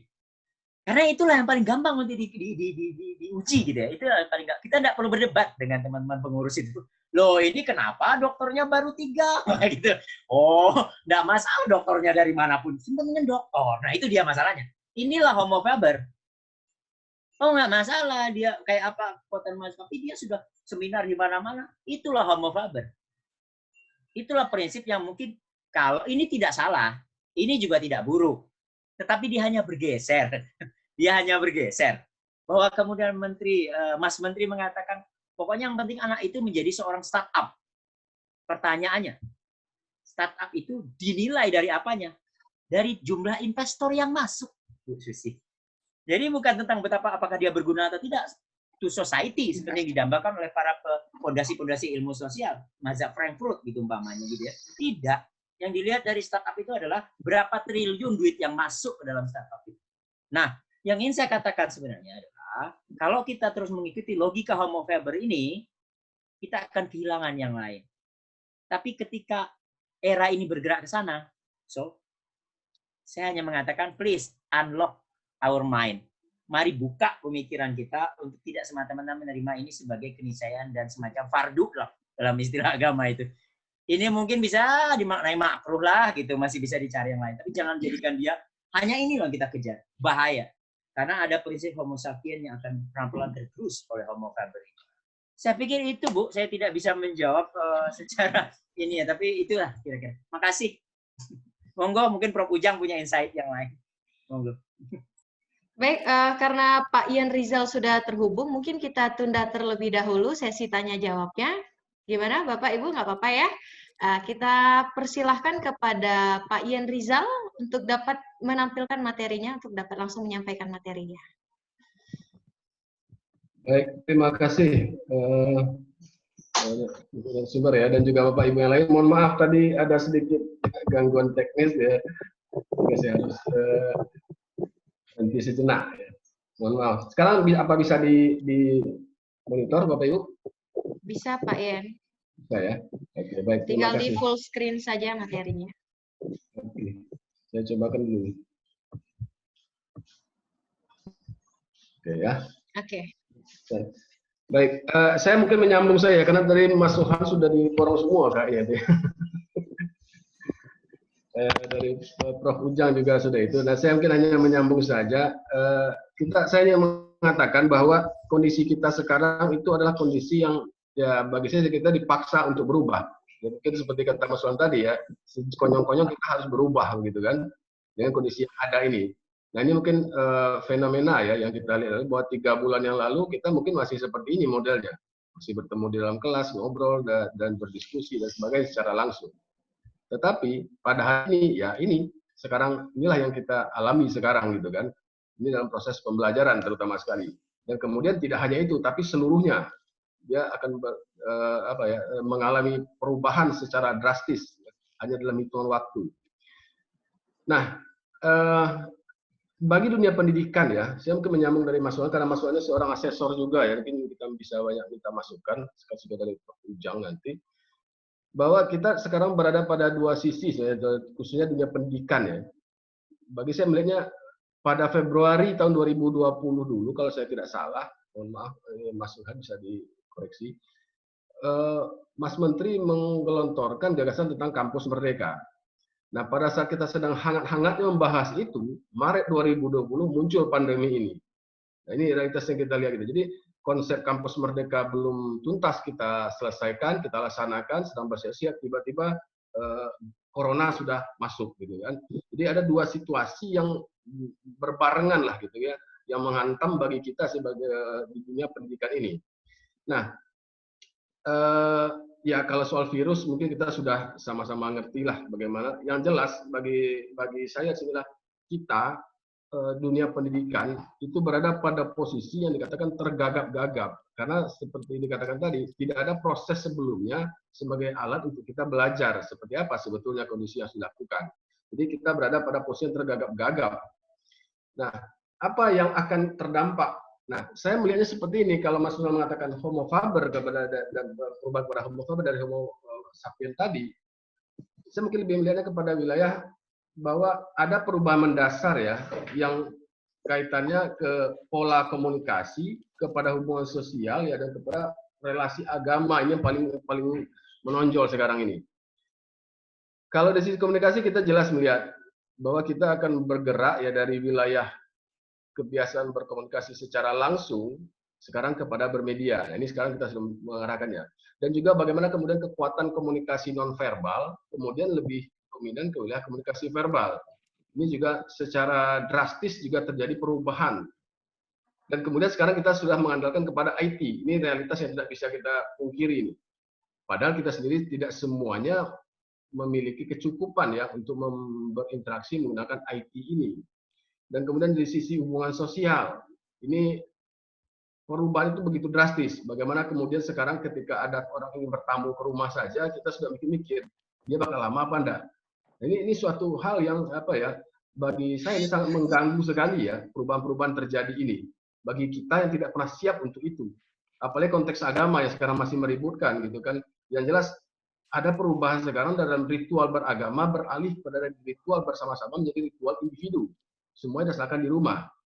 Nah ini kemudian menjadi apa ya, menyentuh berbagai sisi di kita gitu. Dan bagi saya di kita sebagai orang manusia ini adalah hakikat dari keilmuan sosial. Kalau bagi saya melihatnya seperti itu gitu.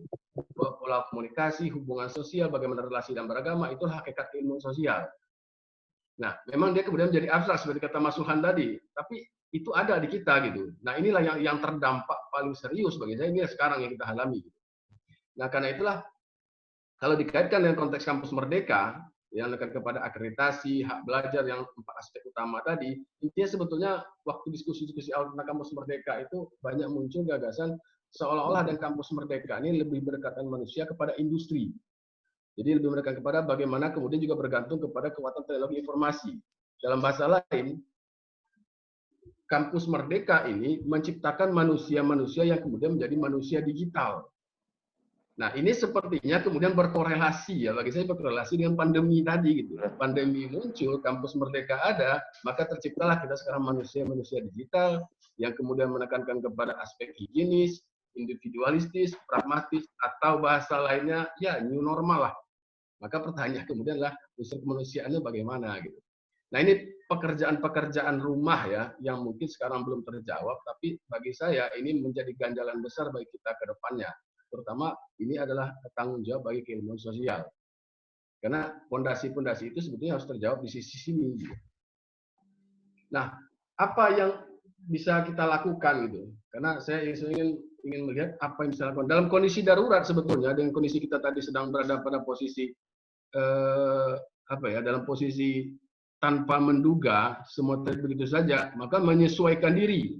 Nah, ini kita realistis saja. Bagi kami sebulan ini sih kita realistis saja, kita menyesuaikan diri dengan kondisi yang ada, merevisi aturan, melaksanakan kuliah jarak jauh yang katanya e-learning gitu atau kuliah online.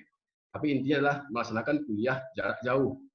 Apakah itu kata e-learning atau tidak, itu kemudian menjadi perdebatan juga gitu. Jelas tidak tetap muka. Kemudian melakukan cancel atau reschedule segala kegiatan itu situasi pada kondisi darurat.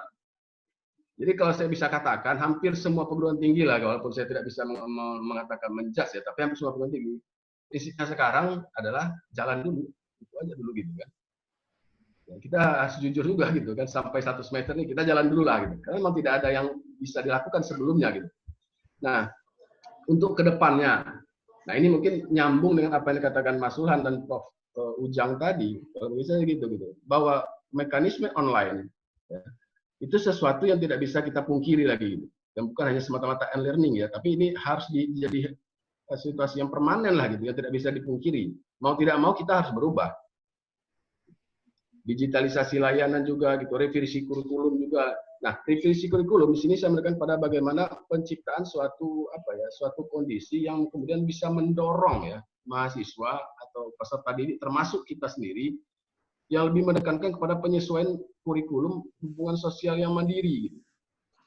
Nah, ini adalah risiko yang akan bakal terjadi di masa depan gitu. Bagaimana kemudian kita bisa melihat ini sebagai sesuatu ancaman yang kemudian harus kita selesaikan. Saya pikir tanggung jawab ilmu sosial berat pada posisi ini. Bahwa akan tercipta manusia-manusia digital, iya. Bahwa akan tercipta manusia yang dalam konteks dikatakan sebagai new normal, iya. Gitu. Nah, tapi fondasi masyarakat kita bagaimana? Nah, silakan hubungan sosial dan modal sosial itu menjadi penting untuk diperkuat. Nah, ini mungkin belum tuntas juga bagi kita sekarang. Kemudian juga mempermanenkan kebijakan yang sifatnya lebih melihat bagaimana ya kebijakan-kebijakan yang selama ini mungkin sudah ada itu bisa dipermanenkan dan diperkuat gitu kan. Kemudian peningkatan kualitas penggunaan IT. Nah, ada kecenderungan selama ini kan seperti dikatakan tadi bahwa tertarik juga saya dengan riset Mas Sulhan tadi dari UGM tadi bahwa tidak ada bedanya gitu, bahwa antara model perkuliahan online sekarang dengan yang kuliah yang tidak online. Jadi kira-kira hanya merubah bentuk saja. Intinya sama aja begitu juga gitu. Bahkan bisa dikatakan kuliah online ini lebih pada memindahkan tugas dari offline menjadi online. Itu saja gitu kan. Nah, sementara di kita memiliki berbagai keterbatasan, terutama akses internet. Mungkin dari beberapa share berita beberapa waktu kita bisa lihat ya bagaimana ada mahasiswa yang sampai jatuh dari pohon gara-gara cari sinyal. Nah, kemudian juga ada yang sampai ya kecelakaan gitu kan gara-gara cari sinyal. Nah, ini kan kemudian menjadi persoalan-persoalan gitu ya. Karena itulah peran serta berbagai pihak untuk menyelesaikan ini penting juga, terutama juga dari perguruan tinggi ya. Bagaimana kemudian bisa menyesuaikan kondisi itu dengan apa yang sudah ada ini. Dan saya sepakat juga dengan Prof. Ujang tadi ya, bahwa ya kita harus melek teknologi kalau kita mau tetap bisa pada posisi sebagai lembaga pendidikan tinggi yang bisa memberikan efek positif kepada seluruh orang ya. Kita harus melek teknologi, nggak bisa gitu. Karena kita harus terus berubah. Dan dengan posisi sekarang mungkin dengan tergagap-gagap ini, ya prinsip jalan dulu itulah yang bisa dilakukan. Tapi saat sekarang lah kita mungkin bisa melihat ya peluang-peluang apa yang bisa kita terapkan ke depannya. Saya sendiri juga, kami sendiri ya jadi FISIP UIN Raden Patah, terus saja Mas Johan, Prof. Ujang, dan juga rekan-rekan yang lain masih dalam posisi mencari-cari formula apa sih sebetulnya akan kita terapkan ke depannya dengan kondisi yang begini. Ini kita jujur saja gitu ya, karena realitasnya memang sangat luar biasa yang kita hadapi sekarang ini. Karena itulah diskusi-diskusi, forum-forum seperti ini bagi kami itu sesuatu yang penting, ya kita terus bisa mengasah dan mencari formula yang bisa kita terapkan untuk perbaikan-perbaikan pendidikan tinggi ke depannya. Saya pikir itu ya dari saya, karena hanya saya menyampaikan pengalaman dan juga mungkin sedikit curhat saja ya dari apa yang sudah kita alami beberapa waktu belakang ini. Terima kasih, Ibu Moderator. Terima kasih Pak Ian Rizal atas kesempatannya. Bapak Ibu, sebelum kita lanjutkan di sesi tanya jawab, ada sedikit informasi bahwa Bapak Ibu peserta bisa absensi online melalui link yang sudah kami kirimkan via Zoom Group Chat. Bapak Ibu bisa dilihat untuk memudahkan kami mengirim e-sertifikat. Jadi bisa sambilan Bapak Ibu bisa dilihat ada linknya. Bapak Ibu sudah menerima ya, ada link daftar hadir, silahkan diisi nanti untuk memudahkan kami untuk mengirim e-sertifikat. Baik, kita lanjut ke sesi tanya jawab. Kami mohon kepada Pak Ian Rizal untuk dapat menutup materinya, menonaktifkan materinya. Ya, mari angkat tangan saja di sini tuh. Oh, itu ada dari Pak Tonji ya?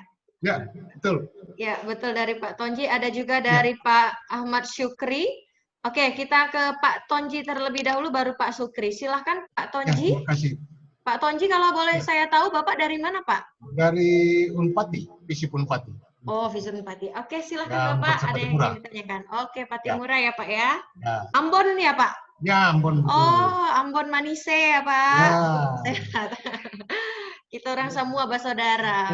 Sudah. Silahkan, Bapak. Ya, terima kasih, Bu. Itu menarik, itu materinya Prof. Ujang sama dokter siapa yang baru itu, Tardizi ya. Nah, soal kampus merdeka. Saya melihat bahwa ini kan distribusi teknologi yang ada di Indonesia ini kan tidak merata, Bu. Kasus pandemi kemarin untuk Universitas Timur misalnya. Kita ini kan daerahnya kepulauan, Bu. Bukan daerah kontinental. Nah, di pulau-pulau tertentu tidak terdapat fasilitas untuk kita laksanakan kuliah online. Oleh karena itu, kita harus berpikir makro, berpikir secara nasional. Kalau kebijakan untuk kampus merdeka, it's okay. Tapi harus memperhatikan, kita harus jangan sebagian kecil wilayah saja yang bisa dapat akses kuliah-kuliah online dan sebagainya. Kalau distribusi semua teknologi informasi itu merata di seluruh Indonesia, tidak ada masalah. Yang kedua, soal substansi manusia di tengah pandemi COVID. Kalau kajian dari perspektif ilmu sosial, manusia ini kita posisikan dia sebagai apa? Apakah objek atau subjek? Saya tadi sangat enak dengan penjelasan pemateri kedua. Konsep Peter Berger itu menarik sebenarnya. Kalau kita memposisikan manusia sebagai objek, ya selesai kita. Oleh karena itu kita harus hati-hati untuk memposisikan posisi manusia. Kalau kita posisikan sebagai objek, kita akan mengalami satu kegagalan dan kita keluar masuk dalam kegagalan yang berikut. Saya pikir dari perspektif sosiologi mungkin manusia itu subjek, punya kebebasan untuk berekspresi, kebebasan untuk apa saja. Saya kira itu hal yang saya perlu sampaikan. Terima kasih.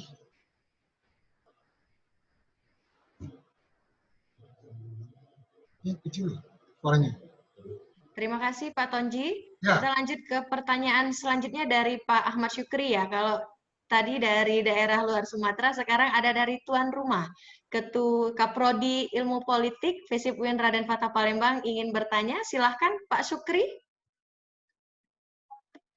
Ya, terima kasih kepada Ibu Moderator, Ibu Siti Anissa. Sebenarnya saya tidak mau bertanya di sini, cuma hanya sekedar mendapat semangat baru gitu. Dapat semangat baru karena bertemu dengan orang-orang hebat di sini. Terus pembicaranya juga orang-orang hebat juga.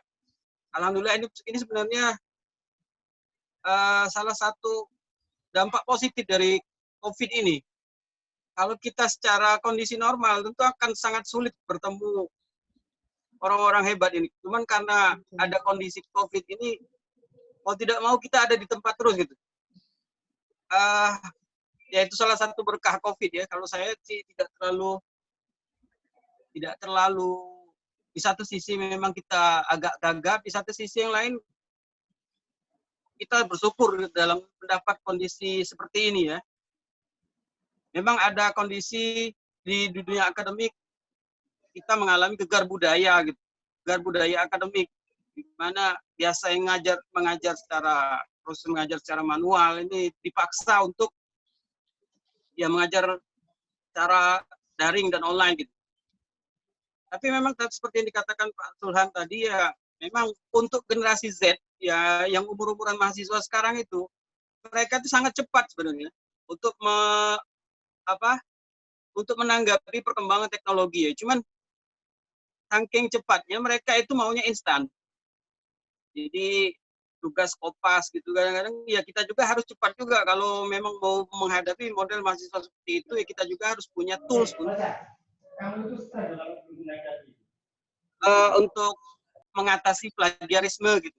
Kalau nggak cepat-cepat kita diakali sama mahasiswa gitu, satu sisi.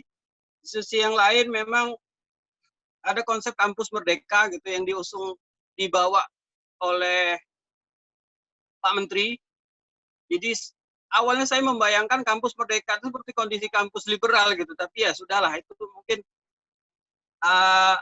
kendala teknis saja. Saya tertarik kepada apa yang dibahas oleh Pak Prof. Ujang tadi mengenai prodi-prodi ilmu sosial. Memang prodi ilmu sosial ini ya sangat beda lah. Kalau di luar negeri prodi ilmu sosial itu termasuk prodi-prodi yang mahal.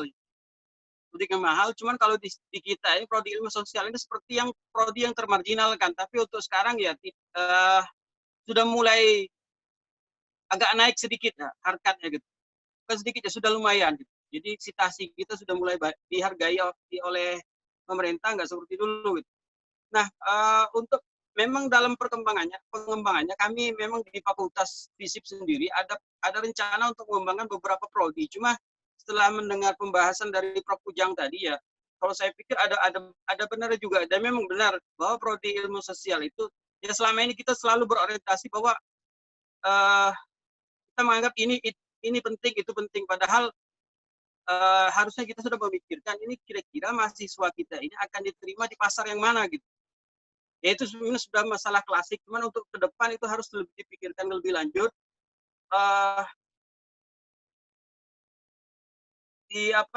Yang jelas untuk ke depan dalam bayangan saya itu tolong dikoreksi Prof. Ujang, jelas ya prodi itu harus jelas academic vision-nya gitu. Visi akademiknya, bukan jadi memang keunggulan distingsi, memang tiap-tiap universitas itu ada distingsinya masing-masing yang seiring dengan visi akademik prodi-prodi yang sudah ada, itu idealnya nantinya. Jadi memang visi akademik itu yang terus akan menggiring prodi itu ke menghasilkan lulusan yang memang dibutuhkan oleh pasar, dan kurikulumnya juga memang sesuai dengan keunggulan masing-masing prodi itu sendiri. Jadi makanya saya bilang ini saya tidak bukan mau bertanya, hanya sekedar minta ditanggapkan saja atau minta diberikan tambahan sedikit masukan dari Prof. Ujang. Gitu. Mungkin terima kasih. Wassalamualaikum warahmatullahi wabarakatuh. Waalaikumsalam warahmatullahi wabarakatuh. Baik, sambil saya milih pertanyaan di chat, kami persilahkan kepada Prof. Ujang terlebih dahulu untuk menanggapi. Baik, terima kasih. Yang pertama tadi mungkin sekedar tambahan dari Prof. Suhan yang sudah disampaikan dengan sangat bagus ya. Ibu dari Persada tadi ya. Bahwa betul bahwa daring itu yang idealnya harus dipersiapkan. Jadi daring itu hanya sebuah metode. Tetap acuannya itu adalah learning outcome. Ya. Jadi e-learning itu hanya metode mengajar. Jadi tetap learning outcome-nya itu harus terukur. Jadi harus diukur evaluasinya. Nah, sekarang ini kita tidak siap untuk itu. Baru siap menyiapkan bahan ajar. Tapi alat ukurnya itu belum siap. Nah, ke depan mungkin kita akan lebih siap lagi. Terus yang kedua, ketika memutuskan metode belajar itu daring atau bukan, itu pertimbangannya sangat panjang. Salah satunya begini, kalau kita ingin memberikan pelatihan ke satu tempat yang tersebar secara luas, yang tidak mungkin dilakukan dengan tatap muka, maka daring adalah solusinya. Ya. Daring ada kelebihannya, juga ada kelemahannya. Namun dari pengelolaan universitas, bahwa tatap muka itu memang belum ada yang bisa mengalahkan. Terutama bidang-bidang ilmu tertentu yang memang harus tatap muka, masuk ke laboratorium, ya, skill dan lain sebagainya. Nah, tapi jangan lupa daring juga itu bisa mencapai tujuan kalau untuk membangun skill kognitif, ya, kemudian juga psikomotorik, tapi memang yang paling dominan kalau skill kognitif itu dia sangat bagus, sama dengan tatap muka. Tetapi tadi untuk psikomotorik mungkin kalah dengan tatap muka. Nah, itu tadi. Jadi memang harus kita persiapkan. Makanya kemarin, alhamdulillah, 2 minggu yang lalu saya mengadakan pelatihan daring, itu alhamdulillah dihadiri hampir 500 orang dari berbagai daerah. Selama 2 jam penuh, saya memberikan filosofi mengenai daring tersebut. Ya. Jadi tadi, kita dalam suatu situasi di mana proses belajar harus jalan, tetapi terkendala tidak boleh tatap muka. Maka sekarang itu dianggap daring menjadi solusinya. Ya, memang ini bukan sesuatu yang ideal, tapi menurut saya perguruan tinggi Indonesia sudah bermanuver beradaptasi dengan cepat. Ya, yang harus dilakukan juga adalah tadi mensurvei mahasiswa berapa persen yang bermasalah. Nah, kalau di IPB itu diminta yang bermasalah itu misalnya tidak ada jaringan. Itu kalau bisa ditangani oleh fakultas atau departemen, mahasiswa tersebut dipindahkan ke tempat yang ada jaringannya, disiapkan segala sesuatunya. Dan itu kan tidak banyak sebetulnya, ya, tidak sampai 10%. Tapi tetap itu harus diperhatikan. Ya. Pak Tonji, betul ya, yang seperti Bapak katakan tadi bahwa kita tidak mensurvei terlebih dahulu apakah mahasiswa siap atau tidak. Kita hanya punya asumsi ini generasi milenial yang udah terbiasa dengan gadget. Tapi ternyata mahasiswa ini sangat lebar jurangnya ya. Ada yang punya laptop, ada yang punya HP tapi tidak ada koneksi dan lain sebagainya. Dan ini yang harus diperhatikan, ya. Harus ada mitigasi risikonya. Jadi yang selama ini kita hanya pokoknya bisa lah begitu. Nah, justru bagian yang kecil ini yang nanti dia bersuara itu akan membuat gaduh.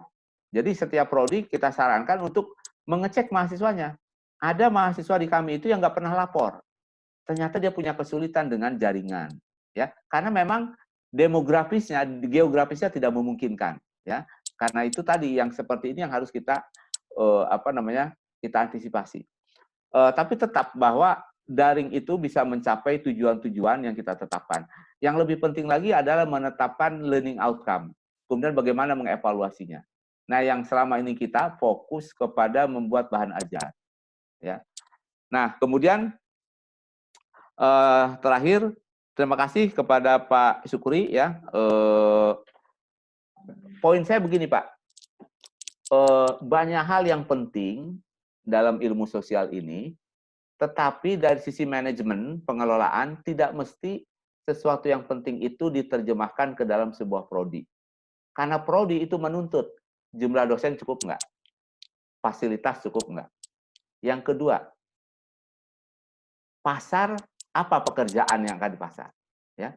Nah, pengalaman kami Pak, di Amerika itu ada sebuah fakultas namanya Family and Consumer Sciences, ya. Di situ ada perkembangan anak, kemudian ekonomi keluarga, ilmu konsumen dan lain sebagainya. Nah, kita mengadopsi itu. Kita butuh 10 tahun Pak untuk berkomunikasi sehingga masyarakat itu mengenal berbagai macam kesulitan. Sehingga kita tercurah begitu. Nah, karena itu, kalau ingin membuka prodi baru, benar-benar itu harus dipertimbangkan sumber daya yang ada. Tapi yang lebih penting, pasar menyerap atau enggak. Nah, itu tadi. Ya, pasar menyerap atau tidak. Nah, karena itu tadi, pentingnya sebuah ilmu bisa diwadahi dengan area of concentration. Nah, inilah sebetulnya konsep merdeka tadi. Ya. Jadi jangan kita terbebani. Karena kalau sudah jadi prodi, harus diakreditasi. Harus membuat borang. Dan seterusnya banyak. Dan seringkali banyak prodi nggak bisa langsung A. Harus B dulu. Nah, ini beberapa hal. Kenapa saya berpendapat, termasuk saya di IPB juga melakukan penataan. Ya. Jadi penataan-penataan karena terkait bahwa mungkin Pak Zul ini lebih tahu lagi, asesor ya. Banyak persyaratan yang harus dipenuhi. Dan melelahkan. Akibatnya apa? Dosen kontribusi PPM-nya rendah. Kontribusi risetnya rendah. Sehingga terus terang, kita sudah disentil beberapa kali oleh Pak Menteri zaman dulu, ini gimana teman-teman ilmu sosial nih, kalah oleh yang lain gitu. Ya, karena tadi, mahasiswa kita sangat banyak. Kalau membuka prodi, nambah mahasiswa, nambah lagi jam ajar, kapan kita mau riset dan yang sebagainya. Riset dan pengabdian. Nah, itu mungkin pemikiran kami ya. Jadi justru sekarang kita bermain di kurikulum. Dan yang kedua ini memperkuat, meningkatkan mutu kurikulum kita. Dan itu yang menurut saya sangat bagus. Terima kasih. Baik, terima kasih Prof. Ujang. Jadi kuncinya adalah meningkatkan mutu dari kurikulum ya, Prof. Ujang ya. Betul. Oke, tetapi dari Mendikbud sendiri malah kalau pelajar tidak harus mengikuti kurikulum yang ada karena berdasarkan situasi ini. Itu bagaimana menurut Prof. Ujang? Ada juga di pertanyaan seperti itu. Dan juga ada dari Hastangka pertanyaan untuk Pak Yen Rizal. Bagaimana memandang manusia di era sekarang ini dalam konteks memasuki abad teknologi, di mana teknologi yang kita gunakan belum merdeka dan berdaulat. Termasuk hari ini kita menggunakan teknologi dalam kegiatan ini diperoleh secara gratis hasil dari produk luar, jadi produk asing. Nah, gimana ini Pak Yen Rizal? Ya, mungkin saya tambahkan dulu tadi terkait ini ya, yang pertanyaan. Ide Menteri ini menurut saya sangat bagus, sangat revolusioner. Ya, sebetulnya dia hanya membuat fleksibilitas di dalam kurikulum. Misalnya ide sekian semester di luar. Ada positifnya. Positifnya kenapa? Oke, sepertiga materi diajarkan oleh orang lain. Dosen punya waktu luang yang lebih bagus untuk melakukan kegiatan lain dan riset. Nah, yang kedua, membangun jaringan juga seperti itu. Tetap kuncinya di learning outcome, Mbak. Ya. Jadi kalau kita sudah learning outcome, baru apa metodenya? Nah, jadi kurikulum itulah mengarahkan ke learning outcome. Jadi tidak bukan berarti kita tidak melanggar ini kurikulum gitu.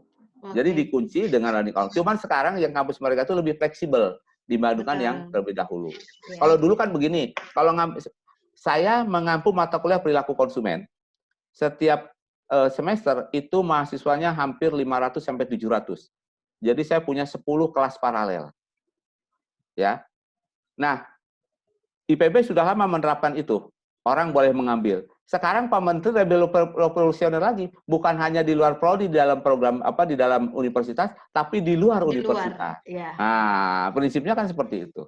Ya, makasih. Betul. Ya, luar biasa sekali tanggapan dari Prof. Ujang. Jadi bukan hanya mahasiswa yang merdeka di sini ya, Prof ya, tapi dosen pun merdeka. Harusnya. Ya. Baik, pertanyaan tadi silahkan ditanggapi Pak Yan Rizal. Baik, terima kasih. Ya, pertanyaan ini mungkin Mas Ilham ya yang sudah gatal ya Mas Ilham yang mau berkomentar juga, misalnya pakarnya beliau ini. Ya, soal teknologi yang merdeka ya, biasanya kan begini ya, kalau saya sih melihatnya apakah ada ya di kita sekarang ini kondisi yang kemudian mengatakan bahwa kita tidak bisa terhubung dengan teknologi. Rasanya tidak ada gitu. Semua sekarang membutuhkan itu gitu. Kita berada pada wilayah teknologi. Jadi kita tidak bisa menghindar dari terpaan atau penggunaan teknologi. Kemudian kalau dikatakan bahwa kemerdekaan dalam berteknologi, ya ini juga menjadi debatable juga gitu. Merdeka dalam konteks apanya gitu kan. Sekarang posisinya adalah kita harus jujur juga gitu bahwa penguasaan teknologi dalam arti kata produsen dari teknologi yang ada sekarang ini memang belum dari Indonesia gitu. Kita banyak menggunakan teknologi dari luar dan itulah kemudian yang sekarang dipakai secara bersama-sama gitu. Tapi kemudian apakah dengan konteks demikian kita dikatakan sebagai pribadi yang kemudian atau bangsa yang tidak merdeka?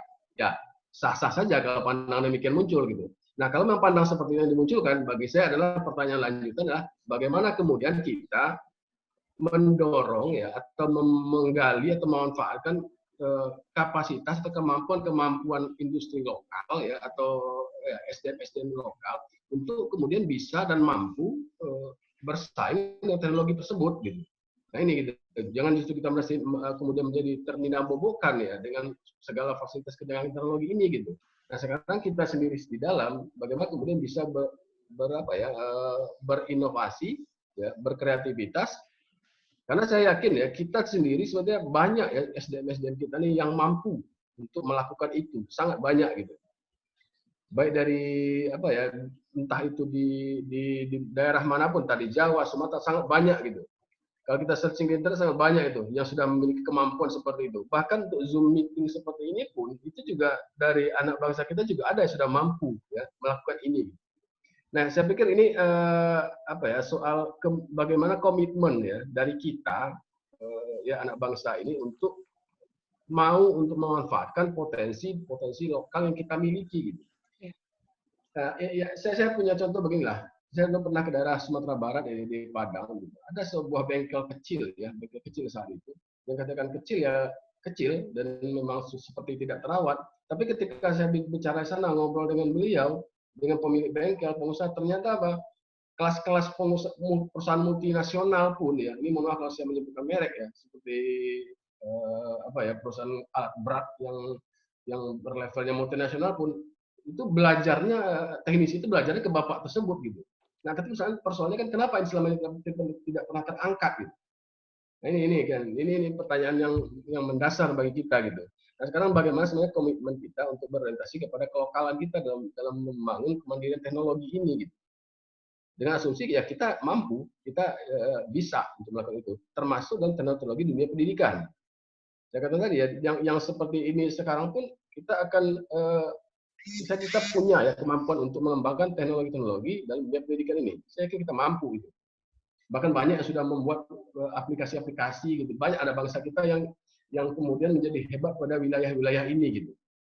Nah, ini proses-proses yang kemudian berkembang secara dinamis ya, dan ini ditunjang secara bersama-sama. Saya pikir itu Mbak Anissa ya. Mungkin Mas Suhan mungkin bisa meneruskan hal ini ya. Gimana Mas Surhan, ada tambahan? Oke, pertama saya appreciate dengan Pak Tonji yang di Universitas Patimura di Ombon gitu ya, bahwa memang kita bisa merasakan betapa kagetnya Mas Menteri gitu ya. Seperti dikatakan Mas Yan Rijal, di bulan Februari itu kan menggebu-gebu itu. Bagaimana kemudian penerapan IT lah, dengan proses kampus merdeka itu mahasiswa bebas, bukan dalam arti apa ya, diperbolehkan oleh peraturan untuk mengambil di luar. Support sistemnya pasti teknologi. Jadi dia magang, mengambil mata kuliah di lain, hampir 3 semester gitu. Basisnya teknologi. Nah, lalu ketika kemudian menerapkan teknologi itu di seluruh Indonesia, kaitan dengan COVID kemarin tentu saja. Kaget, pertama tidak ada internet. Oke, mari kita ubah menjadi TPRI saat itu. Digandenglah TPRI oleh Dikbud. Lalu kaget, kenapa? Ada yang nggak punya televisi. Oke, lalu lebih kaget lagi. Ada punya televisi, tak ada listriknya. Nah, bayangkan, jadi diversity, proses bagaimana heterogennya Indonesia ini luar biasa. Tetapi karena sepanjang tahun 2019 itu saya terlibat di riset bakti Kominfo dengan Palaparing, saya menjadi paham bagaimana dan apa yang dirasakan Pak Tonji gitu ya. Justru sebenarnya teknologi 4.0 itu justru seharusnya berpihak penuh kepada negara-negara wilayah-wilayah kepulauan yang tidak kontinental. Tapi disitulah masalah terbesar, karena pembiayaan untuk membangun seluruh tower-tower yang digunakan untuk menciptakan kekuatan Palaparing itu sangat berat dilakukan di wilayah Kepulauan Maluku, Rotendao, begitu. Jadi daerah-daerah 3T itu sangat sulit dan itu dipaksa pemerintah untuk dibangun. Jadi 27 triliun habis untuk digunakan. Yang ingin saya katakan adalah, ya, kita sepakat bahwa penerapan teknologi dalam konteks pendidikan ini mau tidak mau, seperti yang dikatakan Mas Nadiem, dia tidak bisa kesegeraannya itu dalam tanda kutip. Tidak bisa. Jadi kita bisa saja mengimpikan sebuah keidealan gitu ya. Tapi faktanya tidak demikian. Nah, jadi itu yang saya bilang dengan kondisinya 50-50 pasca COVID ini. Kita akan tetap 50-50. It's mean negara tidak akan memiliki juga kekuatan untuk memaksa terlalu kuat gitu. Ya kalau tidak bisa dan tidak bisa dilakukan, maka dia tetap menggunakan prinsip penggunaan kelas-kelas konvensional gitu. Tapi bayangan saya adalah dengan fakta seperti ini, seperti yang dikatakan juga Mas Ahmad Supri ya, bahwa kemudian ada manfaatnya juga ini. Kita juga blessing in disguise, kondisi ini betul-betul membuat kita bisa berinteraksi kok 130 sekian orang ini dengan sangat efektif dan luar biasa sambil menunggu buka puasa gitu, berbagi, itu sangat luar biasa. Yang ingin saya katakan sebenarnya sama seperti tesisnya Mas Rijal, kita tuh mampu. Perguruan tinggi itu ready dengan 4.0. Tapi itu tadi, prinsip-prinsip birokrasinya itu yang kemudian membuat lama sekali. Contoh, dulu kalau hadir itu, kita harus tanda tangan dosen itu. Tanda tangan yang basah itu menjadi dasar penggajian, honorarium. Mohon maaf ada Pak Dekan di sini. Jadi honorarium. Nah, kalau dia tidak tanda tangan, maka honorarium tidak bisa diberikan. Contoh, tapi kalau birokrasinya sudah welcome dengan itu semua, tidak ada masalah. Kondisi 50-50 ini akan luar biasa. Jadi, dunia pendidikan akan menyambut segala proses teknologi komunikasi dan informasi ini dengan prinsip 50-50 itu. Contoh hari ini. Panitia tidak perlu lagi nyetak-nyetak sertifikat. Jadi semua orang dikirimkan saja. Bahkan kalau bisa selesai ini sertifikat sudah muncul di email kita masing-masing. Ting, ting, ting gitu. Nah ini yang dikatakan Jeff Jarvis itu tadi. Proses kreativitas ini membuat kita itu masuk dalam ranah memproduksi, berkarya segala sesuatu. Dan itulah yang dibawa oleh prinsip era ini sebenarnya. Lo hanya bisa kelihatan kalau kemudian lo memproduksi sesuatu. Homo faber itu, dia memproduksi dan memproduksi. Dia bisa dikawinkan dengan sangat manis dengan Homo sapiens, tapi tendensinya tidak kawin. Nah, itu yang menjadi tugas kita adalah mensinergikan dua insting ini yang memang ada dalam DNA-nya manusia. Nah, jadi yang ingin saya katakan, kembali kepada ketika kita DNA manusia, maka kita bertanya, mungkin Prof. Ujang bisa menambahkan. Sebenarnya, outcome dari pendidikan itu ke arah mana? Outcome yang diinginkan ilmu sosial kepada mahasiswa itu kemana? Kalau kita melihat KKNI gitu ya, mata kuliahnya itu ada yang pendukung, ada yang utama, ada yang untuk keperluan etika, moral gitu. Maka kita akan melihat sumbangsi terbesar dari ilmu sosial adalah menciptakan fondasi human-nya itu. Saya sepakat dengan Mas Rizal. Human-nya itulah yang dikuatkan. Karena begitu human-nya, maka kita tidak terkotak-kotak oleh politik identitas seperti pertanyaan terakhir. Bahwa Zoom ini punya orang asing, bahwa kemudian WA itu punya Cina, itu adalah politik identitas. Yang dalam buku terakhirnya tentang bagaimana kemudian politik identitas ini bisa berpotensi merusak adalah ketika kita menanggapinya dengan prinsip postulat kenaifan. Gitu. Jadi ada kenaifan ketika kita melihat politik identitas di ranah-ranah produk. Padahal kita sendiri di ruang ini sama-sama tahu bahwa produk, hasil apapun, dia adalah masuk dalam logik sirkuit budaya. Jadi cultural circuit, bagaimana semua benda-benda itu tidak akan menghilangkan ideologi yang berada di balik benda-benda. Nah, kalau semua orang yang menggunakan itu sadar dengan prinsip ideologi, dia akan dengan cepat memilah antara produk ansih sebagai proyek raksasa dari sebuah miniatur kerjaan manusia dengan ideologi yang berada di belakang produk itu. Maksud saya, kita bisa memisahkannya dengan tegas antara dia ideologi dari produk dan kemudian produk itu fungsional, utilitiesnya seperti apa. That's it sebenarnya. Dan itulah yang sedang kita lakukan dengan handphone, itulah yang sedang kita lakukan dengan mobil. Kita tetap aja memaknai sebagai alat transportasi dan alat komunikasi. Jadi dalam konteks seperti ini, mari kita bersama-sama melihatnya dalam proses bagaimana cara digital native. Para milenial itu melihat perkembangan teknologi komunikasi dan informasi. Asli Bapak Ibu sekalian, kita melihat mahasiswa-mahasiswa kita angkatan-angkatan digital lagi, yang kita sebut digital native. Mereka tidak memiliki prasangka buruk terhadap apapun yang mereka pakai. Apakah mereka mempermasalahkan kemudian K-pop itu ada ideologi dari Korea gitu? Enggak. Jadi begitu naifnya dia dengan ini. Tapi ketika ini tidak digawangi dengan prinsip-prinsip human interest yang baik, subjektivitas manusia, maka kita punya masalah. Tapi yang ingin saya katakan sebenarnya adalah betapa sangat utilitis dan fungsionalnya teman-teman digital native ini. Dan itu beda dengan digital dan migran. Digital migran adalah kaum oldies, kaum baby boomer seperti kita ini. yang kadang-kadang kalau kita bilang itu asumsi kritisnya itu tinggi sekali. Asumsi kritisnya. Karena ini berdasarkan long life kita yang berbeda dengan digital native. Nah, mungkin itu, saya sepakat dengan Prof. Ujang tentang learning outcome. Saya sepakat. Dan dalam konteks demikian, maka penciptaan penggabungan antara digital native dengan digital migran ini, itu wajib menunjukkan manusia sebagai subjek. Materi di website. Itu. Jadi manusia sebagai subjek inilah yang menguatkan integrasi antara Homo sapiens dan Homo sapiens. Saya pikir itu, kita, Mbak. Terima kasih. Baik, terima kasih Pak Sulhan. Pak Prof. Ujang ada yang ingin disampaikan? Satu lagi ya. Ya, silakan. Ini pengalaman kami ya. Sekitar 5-6 tahun yang lalu saya mengikuti pelatihan e-learning. Kemudian pengajarnya itu dari Ohio State University yang memang bidangnya itu ya. Dia cerita si profesor ini. Ohio State University meminta dosennya mengikuti pelatihan. Ya. Kemudian iming-imingnya apa? Diberikan uang $100. Nah, untuk ukuran orang Amerika, apalagi dosen, $100 ini cukup bermakna. Ya. Ini cukup bermakna. Ya. Tahu nggak, yang hadir itu 10 orang.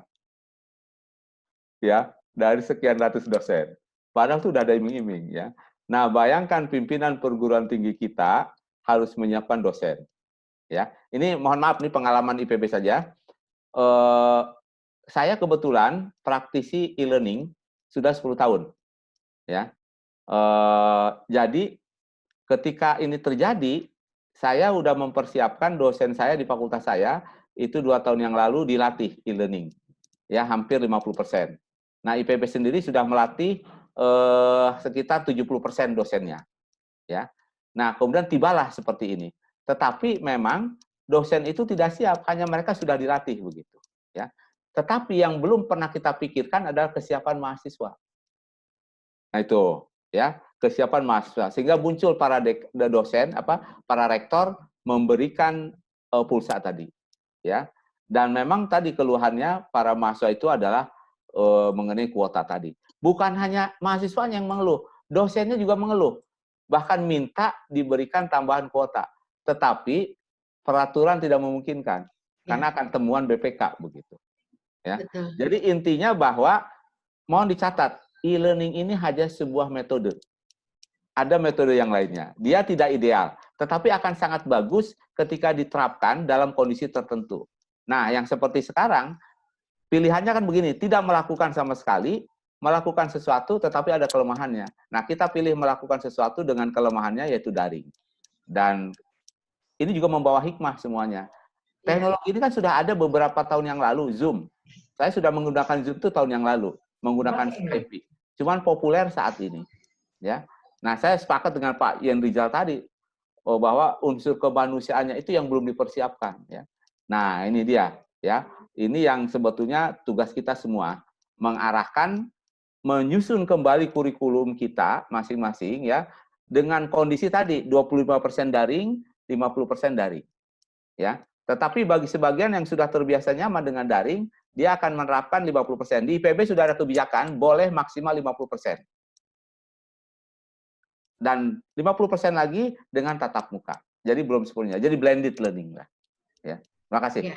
Oke, terima kasih Prof. Ujang. Mungkin setelah ini kampus-kampus yang lain bisa, ya, Pak Sulhan? Boleh, itu menarik sekali seperti yang dikatakan Prof. Iya, betul, sangat menarik. Jadi, teman-teman, ketika pertanyaannya tentang selalu how to gitu, gimana nih cara strateginya gitu ya? Yang sebenarnya terjadi, saya menyebutnya itu kenaifan gitu, Prof. Bahwa yang terjadi itu bukan kita melakukan kuliah online, tapi kita tuh memindahkan praktek di kelas biasa dengan memediasinya melalui laptop. Ya. Itu adalah salah kaprah yang luar biasa dari kuliah daring sebenarnya. Betul. Jadi Bapak Ibu sekalian, mengapa di dalam slide saya akan mencoba memperlihatkannya gitu ya, bahwa yang saya coba untuk sampaikan itu adalah sebenarnya praktek aliwahana gitu. Bagaimana kemudian praktek aliwahana ini membuat sebenarnya kuliah kampus itu berfungsi sebagai fasilitator. Jadi aliwahana adalah, ini saya ambil konsepnya dari teman-teman di kesenian, seluruh proses-proses perkuliahan kita itu dideprak sedemikian rupa untuk diolah menjadi penyampaian materi dalam bentuk online. Jadi bukan dosen yang ngomong seperti ini, Prof, ya. Ketika saya merasakan sepanjang berminggu-minggu kayak gini tuh capeknya minta ampun. Karena ada kesalahkaprahan, sehingga capek kita berlipat ganda ini semua. Sehingga bayangan saya, yang dilakukan adalah proses kita, kampus itu seperti yang dikatakan Prof tadi, mungkin IPB sudah jauh hari memulainya. Kampus itu menjadi fasilitator, konten kreator gitu. Dosen-dosen menciptakan bahan-bahan perkuliahan yang daring dengan tetap tidak menghilangkan kuliah-kuliah konvensional. Jadi tantangan bagi seluruh dosen di forum ini adalah, bisa nggak kita menciptakan proses aliwahana ini? Umpamanya PowerPoint dipindah menjadi YouTuber. Jadi dosen-dosen semua diminta untuk menjadi YouTuber hari ini. Untuk merekamnya dulu, disiarkan, sudah. Itu jadi. Jadi kemudian diubah semuanya. Mungkin dia menjadi podcast gitu, diubah. Jadi, nah bagaimana fungsi kampus? Kampus adalah memfasilitasi dengan memberikan anggaran, dengan memberikan bantuan, dan bukan tentang pulsa gitu. Nah itu mungkin dari saya. Terima kasih. Mungkin tambahan sedikit Bu Moderator ya. Silakan. Ciri dari proses belajar 4.0 sekarang begini. Sumber pengetahuan itu bukan hanya pada dosen. Nah itu juga. Jadi dosen jangan menganggap dirinya serba tahu. Ilmu pengetahuan itu ada di sana. Tinggal dosen sebetulnya harus menyeleksi mana bahan ajar luar yang bisa dimanfaatkan agar tercapai learning outcome. Jadi dosen yang kreatif itu tidak mesti dia membuat konten sendiri. Syukur kalau bisa. Dia bisa memilah. Nah, problemnya mahasiswa itu tidak bisa memilah. Ya. Jadi kita yang harus memilah, mengarahkan. Dan jadi namanya pengetahuan itu ada di sana semua. Bapak, Ibu mau cara masak seperti apa juga ada. Bagaimana membuat jembatan juga ada. Dan seterusnya. Nah, dosen itu yang mengarahkan. Ini tepat enggak? Jadi benar seperti kata Pak Sulhan tadi. Sebagai fasilitator, juga sebagai ini. Sebagai penyeleksi, filter. Nah, mana bahan yang cocok, mana bahan yang tepat. Ya. Nah, tinggal yang harus diajarkan itu bagaimana mengevaluasinya. Nah, kemudian juga bisa memilih. Ada asinkronus, ada sinkronus. Kita sudah tahu semua. Ya. Ada interaksi langsung seperti sekarang. Nah, cuman memang kelebihannya daring itu materi bisa dibaca kembali, diendapkan kembali. Yang itu tidak mungkin. Jadi dengan sekali kita merekam kuliah, 10 kelas bisa mengikuti kuliah kita dengan bersama. Itu mungkin kelebihannya. Sehingga tadi yang seharusnya tiap hari ngajar, sekarang hanya 1 kali mempersiapkan, dosen bisa membuat tulisan karya ilmiah. Ya. Nah, makasih Pak Suhan, ini luar biasa pencerahannya nih. Juga Pak Yan Rizal ini, bagaimana kesiapan mahasiswa, terus terang kita melupakan ya, bahwa mahasiswa itu dianggap bisa begitu. Iya, betul makasih, sekali. Mbak. Terima kasih Prof. Ujang, memang benar ya apa yang dikatakan sama Pak Sulhan. Memang zaman sekarang anak-anak lebih suka melalui media sosial malah belajarnya ya.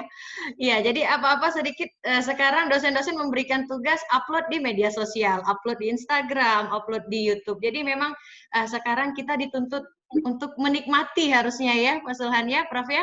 Jadi kita semua baik itu dari dosen maupun mahasiswanya, tapi kembali lagi kepada kesiapan mahasiswa yang memang kita tidak pernah tahu pandemi ini terjadi, kita nggak ada persiapan, jadi mungkin itu adalah sedikit kendalanya. Nah, ini ada pertanyaan nih, terakhir ya, nih Bu, silakan. bisa dijawab di ini? Via chat ya? Nah, coba ada Ibu bacakan ya.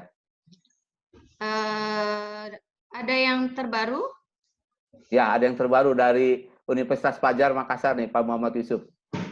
Oke, Pak Muhammad Yusuf AR, akan sangat menarik sebenarnya membicarakan wajah ilmu sosial pasca COVID-19 yang kita kenal dengan istilah new normal. Bagaimana kemampuan perguruan tinggi segera beradaptasi untuk tidak mengatakan segera berubah dengan cepat atau perubahan sosial di tengah masyarakat. Biasanya perguruan tinggi lebih lamban berubah atau menyetarakan dirinya dengan perubahan sosial. Apakah kampus bisa segera membuat jurusan baru, model pembelajaran baru, tidak hanya soal administratif, infrastruktur, maupun SDM? Nah, silahkan ini dijawab, Profesor. Ya, mungkin saya tambahkan dulu, seperti yang saya katakan tadi, betul, harus berubah. Tapi tidak mesti membuat jurusan baru. Kurikulumnya yang dimainkan. Ya, karena kalau membuat jurusan baru, nanti dia mau bekerja di mana siswa ini? Siapa dosennya? Harus memenuhi 6 yang berbeda. Jadi prosesnya panjang. Tapi tadi kurikulum yang melihat masa depan yang harus berubah, itu yang harus dirubah. Struktur kurikulum, learning outcome yang harus dirubah, kemudian kompetensi yang harus dirubah, sama metode belajar. Nah, itu yang harus kita mainkan sekarang. Jadi kami di IPB udah tidak berpikir membuka program studi baru. Tetapi tadi bagaimana adaptable perubahan kurikulum yang ada sekarang ini. Ya, itu lebih produktif dibandingkan memikirkan prodi baru. Karena dosen harus baru, harus akreditasi, belum tentu diterima oleh yang baru. Nah, mungkin ini pemikiran kami begitu ya. Jadi yang ada sekarang prodi ilmu sosial itu sudah cukup. Tinggal dimainkan di kurikulum dan metode mengajar serta learning outcome. Itu yang dibenahi. Terima kasih. Nah, mungkin terima kasih, Prof. Pak Yen bisa menambahkan juga Pak Sulhan ya, pengalaman di PT masing-masing. Juga Pak Dekan mungkin ini bisa menambahkan nih. Pak Izomudin, Prof. Izomudin. Ya. Pak Izov masih tergabung bersama kita. Silakan Prof, jika ada tambahan. Masalah ya. Baik.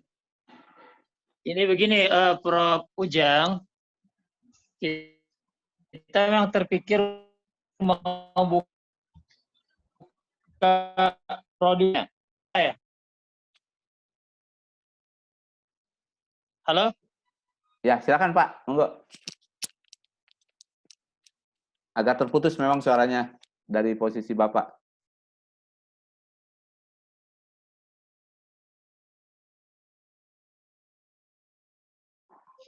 Ya, Pak Izom, terputus Mungkin sepertinya. jaringannya ya. Ya, jaringannya. Mungkin dari Pak Sulhan ada tambahan. Halo, dengaran? Oh, kedengaran, Pak Dekan. Oh iya, oke. Jadi kita memang Pak Ujang, terus terang kita memang sedang berpikir mau buka prodi baru, ya.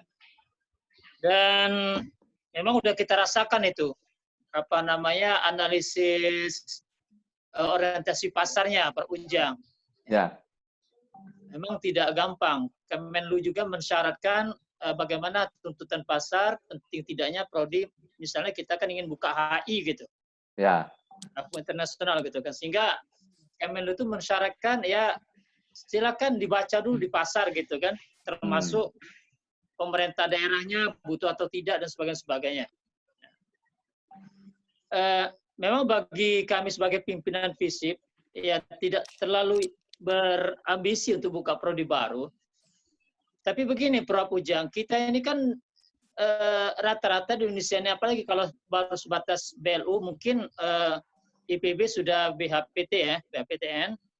Kalau BLU ini masih berorientasi pada penghasilan itu, Prof. Oh, oke. Ya, artinya kan fakultas besar itu sering dipandang banyak tidak mahasiswanya gitu kan. Oke. Jadi kalau banyak mahasiswa itu tentu harus banyak prodi gitu. Ya. Ini kendala juga di sebagian apa ya katakanlah mindset di Indonesia masih kayak gitu. Ya. Nah, berarti maksudnya ini mesti sinkron juga dengan sikap kita secara nasional dalam masalah pendidikan ini, gitu kan? Itu pada kira-kira menurut Prof. Ujang itu Prof. Ujang gimana nih persoalannya? Ya, betul. Itu memang atau gimana? Ya. Betul Pak. Itu paradigma kita termasuk di swasta juga. Jadi sumber income satu-satunya adalah mahasiswa. Dan itu yang paling gampang kan. Jadi sumber income dari mahasiswa itu yang paling gampang, ya. Mas dosen tinggal mengajar, duduk manis gitu. Nah kalau itu nggak berubah, maka layer universitas berkualitas itu tidak akan pernah berubah Pak. Sampai manapun. Iya. Jadi terus terang saya sangat sedih karena top posisi 10 besar itu nggak berubah dalam 10-20 tahun terakhir. Ya, ini harus berubah yang di bawah itu cara pandangnya. Sehingga tadi para pimpinan perguruan tinggi jangan lagi berorientasi ke ini, kemana ke jumlah mahasiswa. Itu yang menyebabkan saya tadi jumlah mahasiswa menuntut dosen itu full time.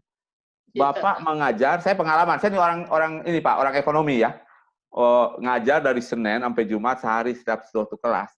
Itu Jumat tuh udah kita tergeletak, Pak. Bagaimana lagi mau membuat proposal gitu ya.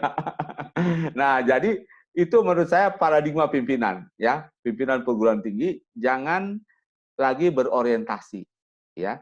Nah, lebih baik meningkatkan jumlah mahasiswa dengan kelas paralel yang ada, tapi kualitasnya bagus. Ya, itu lebih bagus ya. Jadi misalnya satu kelas yang biasanya satu jurusan 150, karena Bapak punya kualitas yang bagus, dosennya banyak, maka Bapak daya tampungnya dinaikkan. Nah, sama sekarang pemerintah itu terus terang sangat mengketatkan sekali pembukaan prodi baru itu. Bapak harus punya dosen baru. Ya, harus ada studi ini, studi ini. Lebih baik yang ada daya tampungnya kalaupun mau. Dengan tadi metode yang disepakati bersama. Sehingga tadi, oke 50% dengan daring. Yang dulu daya tampungnya 200 satu prodi sekarang bisa 300 dengan daring tersebut. Akhirnya mungkin menghilangkan paradigma mahasiswa sebagai sumber uang nggak bisa dihilangkan sama sekali. Paling tidak 25% lah Pak. Dihilangkan ini paradigma ini. Udah mulai shifting ke kualitas. Ya. Jadi terus terang saya sangat sedih ketika perguruan tinggi di Indonesia yang top 10 itu masih oleh pemain lama. Saya tuh sangat sedih. Saya tidak bergembira. Karena apa? Berarti selama ini nggak berhasil kita memajukan PT-PT di seluruh Indonesia. Yang harusnya layer yang dulunya di tengah naik ke atas. Atau jumlah layer atasnya semakin banyak. Nah, salah satunya adalah tadi, kita berfokus kepada pengajaran. Apalagi yang swasta, pengajarannya sangat penuh. Swasta itu 12 SKS harus mengajar. Nah, itu mungkin beberapa hal yang ini pemikiran kami ya, belum tentu teman-teman sepakat. Tapi saya di teman-teman di Bogor udah sepakat itu, Pak. Bahkan sekarang S2 kita, S3 itu mulai ditata. Ya. Jadi dikonsolidasi, ya. Kalau bisa dijadikan satu dengan model konsentrasi, jadikan satu. Nah, kira-kira seperti itu. Memang daya tariknya prodi ilmu sosial ini banyak peminatnya itu memang nggak tahan godaan, Pak. Ya, terima kasih Pak Dekan ininya pencerahannya. Terima kasih Pak Dekan. Dari Mas Sulhan ada tambahan? Enggak, saya cukup. Oke, cukup. cukup. Udah luar biasa itu. Oke. Luar biasa sekali pemateri kita pada hari ini. Kami berikan kesempatan sekali lagi kepada Bapak Ibu peserta. Boleh melambaikan tangannya atau boleh via chat. Videonya dinyalakan dulu, ya. kemudian direkam dan divideokan. Ini ya. ada yang melambaikan tangan. Assalamualaikum Ibu Siti Karlina. Sebentar Ibu, saya unmute dulu. Belum terdengar suaranya. Oke, silakan. Oke, sudah kedengaran. Assalamualaikum Ibu Siti Karlina. Waalaikumsalam. Aduh, sama seperti saya, Bu. Saya juga Siti Anisha. Jadi kita sesama Siti hari ini. Oke, baik Ibu Siti Karlina dari mana, Bu? Dari Unpad, Fikom Unpad. Oke, Ibu. Iya. Ada yang ingin ditanyakan, Ibu? Langsung saja. Ya, jadi ada dua hal. Yang pertama untuk Mas Zulham. Kalau di Fikom Unpad itu mahasiswa tuh rindu kuliah tatap muka penelitiannya itu. Sampai mereka membuat rekaman-rekaman, pokoknya dia merindukan kuliah yang tatap muka karena kuliah tatap muka itu betul tadi kata Prof. Ujang itu nggak tergantikan gitu ya. Meskipun kita juga harus menyambut dengan perkembangan teknologi bahwa boleh dua-duanya dilakukan, tapi bahwa yang tatap muka langsung itu adalah sesuatu yang tidak tergantikan gitu ya. Jadi lebih akrab, lebih leluasa begitu. Ya, jadi mungkin itu ya kalau untuk minimal kita rindu kami gitu ya, rindu kami untuk tatap muka. Ini apa namanya penelitian kan itu siapa respondennya barangkali itu yang membedakan. Nggak tahu nih UGM Mas Zulham seperti itu.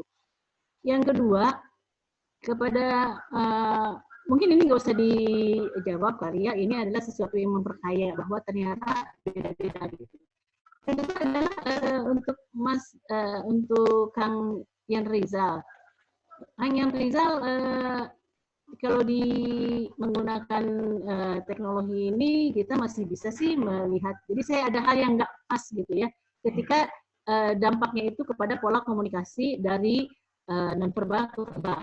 Sepertinya dua-duanya itu tetap ada. Di tatap muka langsung dengan menggunakan ini Zoom, itu dua-duanya ada verbal non-verbal. Jadi nggak ada berubah. Karena kita kan masih bisa lihat ekspresi wajah kita masing-masing, itu bagian dari non-verbal dan verbalnya kita bicara. Yang tentu yang tatap muka langsung itu lebih kaya non-verbalnya. Barangkali itu adalah poin itu saja yang sesungguhnya verbal non-verbal itu nggak berubah. Hanya untuk yang tatap muka langsung itu lebih kaya non-verbalnya karena bisa menyentuh, bisa kita proximity, ada kedekatan gitu. Ya. Yang di media online itu hanya ekspresi wajah. Iya, betul. Itu saja, tapi by the way, saya sangat suka sekali bergabung dengan para narasumber yang sangat bagus, memperkaya, dan juga teman-teman seluruh Indonesia. Begitu. Terima kasih Mbak Dedi tanggapi, mangga. Kalau enggak apa-apa juga. Terima kasih. Iya, terima kasih. Mohon Ibu ya, terima kasih banyak Ibu. Kami pun bangga Ibu bisa bergabung bersama kita pada hari ini.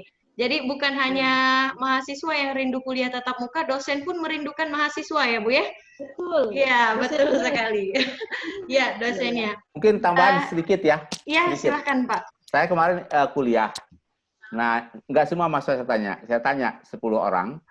Yang saya kaget dari 10 orang saya tanya begini, apakah Anda merasa lebih produktif atau kurang produktif selama di rumah? Yang menarik, 8 mengatakan ketika di rumah mereka tidak produktif. Hanya 2 yang mengatakan produktif. Betul, betul, Pak. Mungkin bisa teman-teman di perguruan tinggi lain melakukan survei itu ya. Iya. Membuat kami malas. Ini anak muda kan senangnya ketemu dengan temannya. Jadi Betul. dia di BEM nggak ketemu. Apalagi yang punya pacar, nggak ketemu pacarnya. Udah makin tidak produktif gitu. Ya. Betul Jadi sekali, saya Prof. kaget nih. Nah, coba Bapak Ibu tanya mahasiswanya saat daring, apa dia lebih produktif atau tidak. Tapi di kasus saya, dari 10, hanya 2 yang mengatakan lebih produktif. 8-nya mengatakan bete gitu. Sudah mulai bosan ya, Pak ya? Ini yang menarik nih ya. Betul sekali. Tapi kan kita juga tidak tahu ini, Prof, sampai kapan pandemi ini berakhir. Nah, apakah akan terjadi suatu kegalauan bagi mahasiswa sendiri? Apakah akan timbul kebosanan, males kuliah, dan lain-lain? Ini efeknya akan seperti apa ya ini, Prof? Nah, ini topik seminar berikutnya nih, menarik. Topik selanjutnya ya. Betul. Berarti kita harus mengadakan seminar khusus membahas ini ya. Iya, pasca pandemi ya, atau Pasca kalau pandemi. pandemi panjang. Nah, Betul ini sekali. mungkin menarik nih ya. Ya, FISIP akan siap melakukan itu. Ya. Baik, mungkin Bapak Ibu ada lagi yang ingin ditanyakan. Ini ada Pak Darius sudah ketawa-tawa mungkin ingin bertanya. Sudah senyum-senyum dari tadi Pak Darius. Kayaknya Pak Darius ini dari mana nih? Pak Darus salah, Pak Darus Antonius. Sebentar saya mute dulu. Ya, Pak Darus. Menikah Bina Mandiri Kupang. Dari Kupang, luar biasa. Terima kasih jauh-jauh dari Kupang sudah bergabung bersama kami. Pak Darus, gimana nih tanggapannya tentang webinar kita pada hari ini? Saya lihat webinar yang sangat bagus. Iya, terima kasih Bapak. Narasumber luar biasa. Banyak sekali masukan-masukan yang memberikan inspirasi bagi kami. Iya. Moderatornya cantik pula itu. Aduh, bisa aja Pak Izam ya. Oke, ada lagi nih Pak Darius, cuman itu aja ya. Kayaknya terpukau sama moderatornya ya. Bercanda ya. Jadi biar suasana kita terus menarik, kayaknya ini semakin panas. Ada lagi nih yang ingin bertanya. Ada Dr. Indra nih di sini. Ya, Dr. Indra, apa kabar? Alhamdulillah baik, Bu. Alhamdulillah. Dr. Indra dari mana? Dari Sangga Buana Bandung, Bu. Sangga Buana Bandung. Kumaha damang? Alhamdulillah. Alhamdulillah. Gimana nih, Dr. Indra? Adakah yang ingin ditanyakan? Baik, Bu. Luar biasa dari tadi nunggu kesempatan bertanya, tapi nunggu kesempatan ya. Iya, saya tidak melihat Bapaknya lambaikan tangan. Iya, masalahnya saya on off terus juga karena lihat kan luar biasa narasumber, ada Prof. Ujang, ada Dr. Sulhan yang luar biasa lah. Sebetulnya saya ingin bertanya, entah nanti dijawab sama narasumber yang mana, kaitan dengan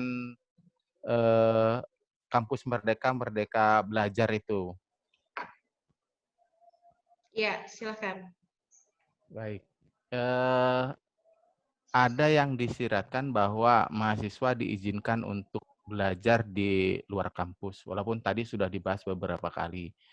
Akan tetapi yang ingin ditanyakan adalah bagaimana Pak menyikapi keinginan mahasiswa yang nantinya mengajukan belajar di luar kampus dan di luar program yang sudah dia kontrakkan, seperti itu. Contohnya saja dia orang sosial, apakah diizinkan untuk mengambil di luar disiplin ilmu yang dia dapatkan? Karena kalau namanya merdeka harusnya kan di mana aja boleh, walaupun di undang-undang sudah disampaikan. Terima kasih. Ya, kami persilakan siapa yang mau menanggapi, Bapak? Ya, mungkin saya sebentar. Oke, boleh silakan. Pak. Kuncinya satu saja, Pak. Sepanjang itu bagian dari mencapai learning outcome, why not? Ya, bahkan bukan hanya di Indonesia, termasuk di luar negeri. Jadi kata kuncinya learning outcome. Kalau tidak memenuhi learning outcome, walaupun di dalam fakultasnya, walaupun di dalam universitasnya, ya tidak bisa diizinkan. Nah, intinya dikunci semuanya adalah Pak Indra ya, learning outcome. Jadi begini dulu, prinsipnya adalah lulusan kita mau jadi apa. Jadi bukan apa yang harus dipelajari oleh mahasiswa kita, bukan itu. kita mau membentuk mahasiswa kita jadi apa. Oke, begitu learning outcome-nya. Kalau begitu, ilmu apa yang harus dia pelajari? Oke, ilmu ini diperoleh dari mana? Nah, itu. Jadi intinya, dia boleh mengambil apapun sepanjang koridornya learning outcome. Nah, ini learning outcome itu yang menjadi pegangan kita.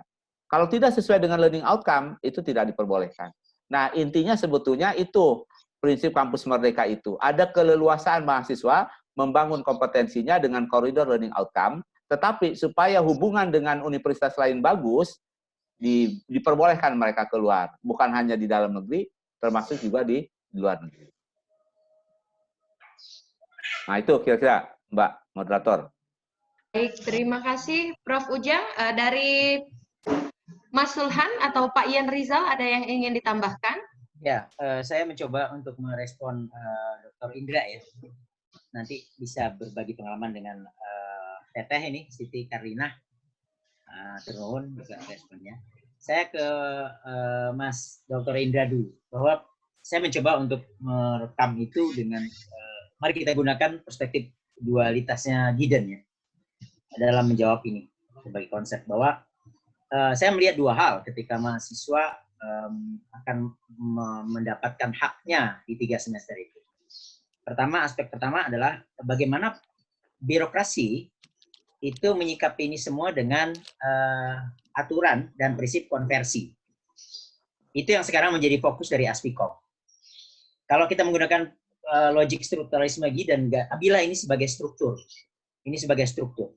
Artinya sebuah sistem yang memang bisa kita treatment kepada mahasiswa. Tapi yang tidak bisa dilupakan karena kita melihat individualitas, maka kita ambil aspek kedua, yaitu motivasi. Motivasi ini adalah lanskap dari agen dalam konteks teori besar strukturalisme. Jadi strukturalisnya Gideon ini bisa dipakai antara konversi yang ditekel oleh struktur dan motivasi yang diserahkan pada prinsip agen. Siapa agen ini? Agen ini ada dua, yaitu dosen di satu sisi dan kemudian mahasiswa di titik yang lain. Mari kita mulai dari mahasiswa. Pertanyaan kami waktu itu yang belum dijawab oleh Mas Menteri adalah, sebentar Mas Menteri, kalau aturan ini sudah diterapkan dan memang akan diterapkan, pernah nggak ada studi kepada seluruh mahasiswa di seluruh Indonesia bagaimana mereka menyikapi hampir 60 SKS ini? Apakah mau total di luar semua? Atau seperti apa? Belum ada riset untuk itu.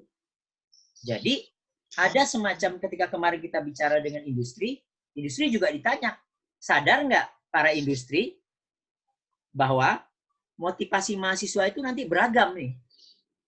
Bayangkan Dr. Indra, hanya dengan umpamanya nih, hanya dengan satu seminar yang di luar negeri umpamanya, gitu ya, menghadiri seminar, duduk 3 jam gitu, mahasiswa menuntut mereka mendapatkan 3 SKS. Nah, ini kan sistem konversi kita harus betul-betul siap ini sebagai sebuah struktur.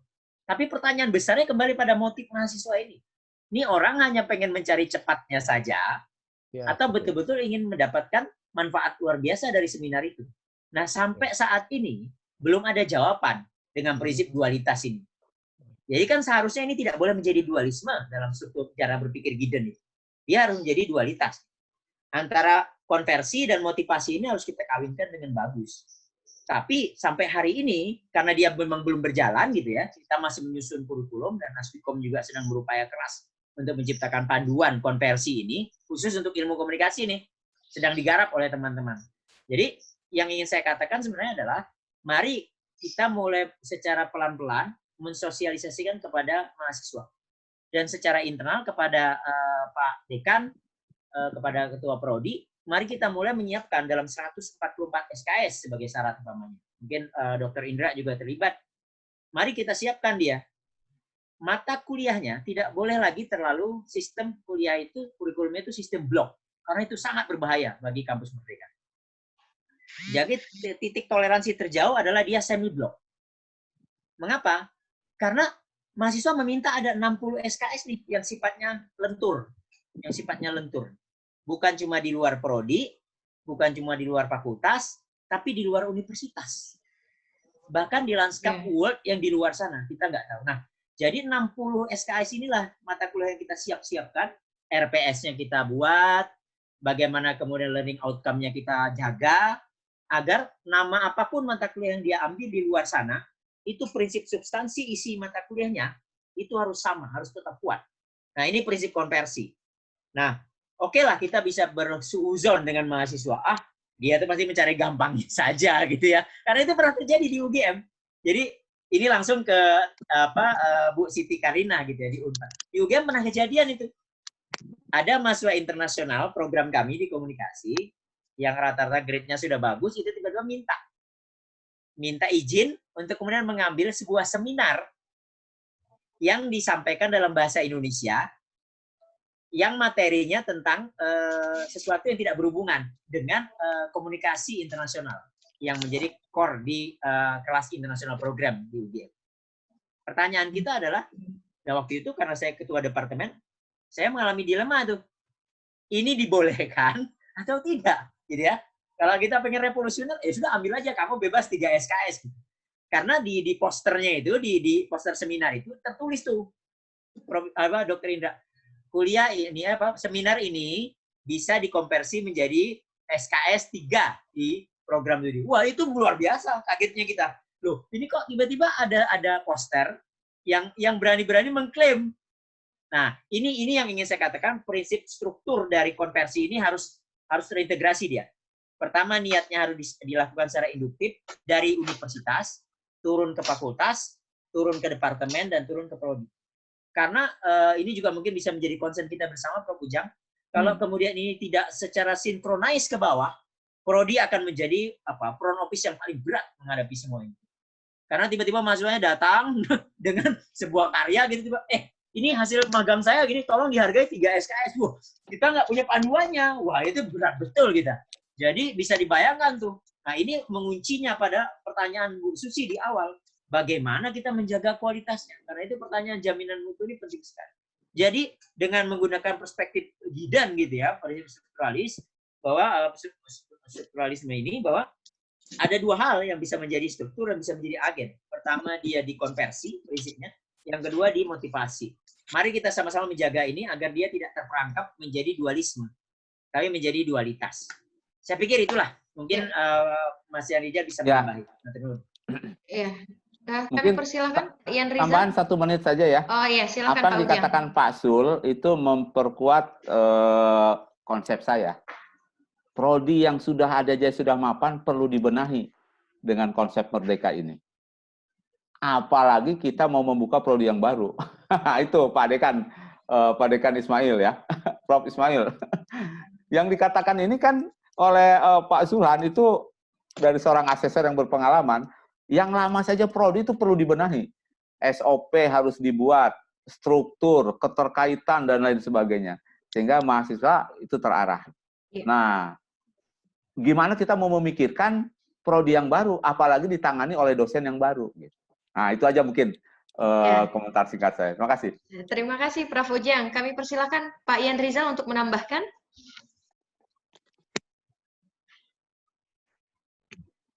Ya, baik. Terima kasih ya. Luar biasa sekali saya mendengar tadi. Mungkin kita gini ya, kita kembali lagi pada hal awal ya. Saya kembali pada awal bahwa inilah yang kita alami sekarang gitu. Karena kayak diskusi ini sudah merambah ke wilayah kampus merdekanya gitu kan. Dan memang inilah yang sebenarnya terjadi gitu. Kita belum tuntas pada tingkatan konsep kampus merdeka ini sampai ke tingkat teknis kemudian. Nah, tiba-tiba sekarang sudah dihantam pula oleh pandemi corona ini. Nah, di suatu situasi inilah yang sekarang kegalauan itu masih ada gitu. Nah, tetapi kalau kita lihat realitas apa yang ada sekarang kembali bahwa ini sebenarnya kan mengarah kepada penciptaan manusia-manusia yang lebih berbasis kepada IT, ya, manusia mesin lah kira-kira begitu. Ini arahnya kan ke situ gitu. Nah, dalam posisi yang seperti ini, ya saya pikir kita harus komit ya bahwa ini tanggung jawab keilmuan sosial gitu. Nah, bagaimana menerjemahkannya? Nah, peran kita bersama ya termasuk sini penggaungnya ya asosiasi gitu, Mas Ulhan dan kawan-kawan punya tanggung jawab besar untuk merumuskan tata level kurikulum dan sebagainya gitu. Karena tantangan ke depan ya, disimpulkan tadi bahwa tatap muka itu tetap penting, gitu. Tidak bisa tidak, gitu kan. Itu tetap harus nomor satu. Gitu. Tapi kemajuan teknologi juga tidak bisa kita pungkiri, gitu kan. Nah ini tanggung jawab kita bersama, saya pikir. Kemudian juga untuk Bu Lili tadi ya, Bu Siti Karinah, ini beliau adalah guru saya di Unpad dulu ya. Selamat sore ini Bu Lili, ya alhamdulillah masih sehat, gitu ya. Saya ingin mengatakan bahwa terima kasih atas masukannya. Saya nyatakan bukan berarti konteks komunikasi apa ya nonverbal kemudian hilang sama sekali, tidak gitu, tapi intensitasnya kemudian menjadi berkurang gitu. Ya kita bayangkan kayak virtual meeting seperti ini kan, tidak semua aspek verbal kita bisa kelihatan, tapi tetap nonverbal itu pasti selalu ada gitu. Hanya mungkin intensitasnya lebih dominan kepada verbal. Kalau selama ini nonverbal yang lebih dominan, nah dengan model-model yang begini, bahkan hubungan bertetangga pun sekarang menggunakan virtual meeting, dia menjadi sifatnya lebih banyak verbal. Bisa mungkin ada perubahan dalam sistem atau cara kita berkomunikasi dengan kondisi yang ada sekarang. Nah ini adalah hal-hal yang perlu kita cermati bersama. Nah tugas kita lah sebagai penggawa dari keilmuan sosial untuk mencermati ini di masa datang. Saya pikir itu Bu Nisa ya. Sekarang juga mungkin tutup dari saya karena kita khawatir nih teman-teman dari Timur nih sudah ada yang mau buka puasa ini. Iya betul sekali. Bapak Ibu peserta apalagi yang di wilayah timur ya Pak. Ya. Ya. Terima kasih banyak untuk Prof. Ujang, terima kasih untuk Mas dan semua peserta yang hadir yang sudah menonton acara ini. Terima kasih banyak. Baik, terima kasih Pak Wadek, Pak Dekan, ya. Pak Zul, salam kenal, terima kasih banyak. Ya, terima kasih kami ucapkan kepada Bapak Ibu narasumber dan juga peserta yang telah hadir webinar series yang diadakan oleh FISIP UIN Raden Fatah Palembang. Untuk materi sendiri bisa Bapak Ibu download di website visipwinradenfatah.ac.id dan sertifikat akan kami kirimkan berdasarkan absen yang sudah Bapak Ibu isi di link yang sudah kami berikan. Juga sekali lagi kami ucapkan terima kasih. Mungkin tidak ada lagi yang ingin disampaikan baik dari Pak Dekan maupun narasumber. Cukup sekian. Kami ucapkan terima kasih. Kita sama-sama berdoa semoga pandemi ini segera berakhir dan kita semua dijauhkan dari segala penyakit dan mara bahaya. Amin. Kami dari Fakultas Ilmu Sosial dan Ilmu Politik FISIP UIN Raden Fatah Palembang mengucapkan terima kasih. Marhaban ya Ramadan. Selamat menjelang buka puasa. Selamat menikmati buka puasa Bapak Ibu semuanya. Semoga kita semua dapat bertemu kembali dalam seminar-seminar online lainnya. Terima kasih. Kami akhiri. Wassalamualaikum warahmatullahi wabarakatuh. Waalaikumsalam. Terima kasih, Prof. Terima kasih Bapak Ibu semuanya. Waalaikumsalam. Waalaikumsalam.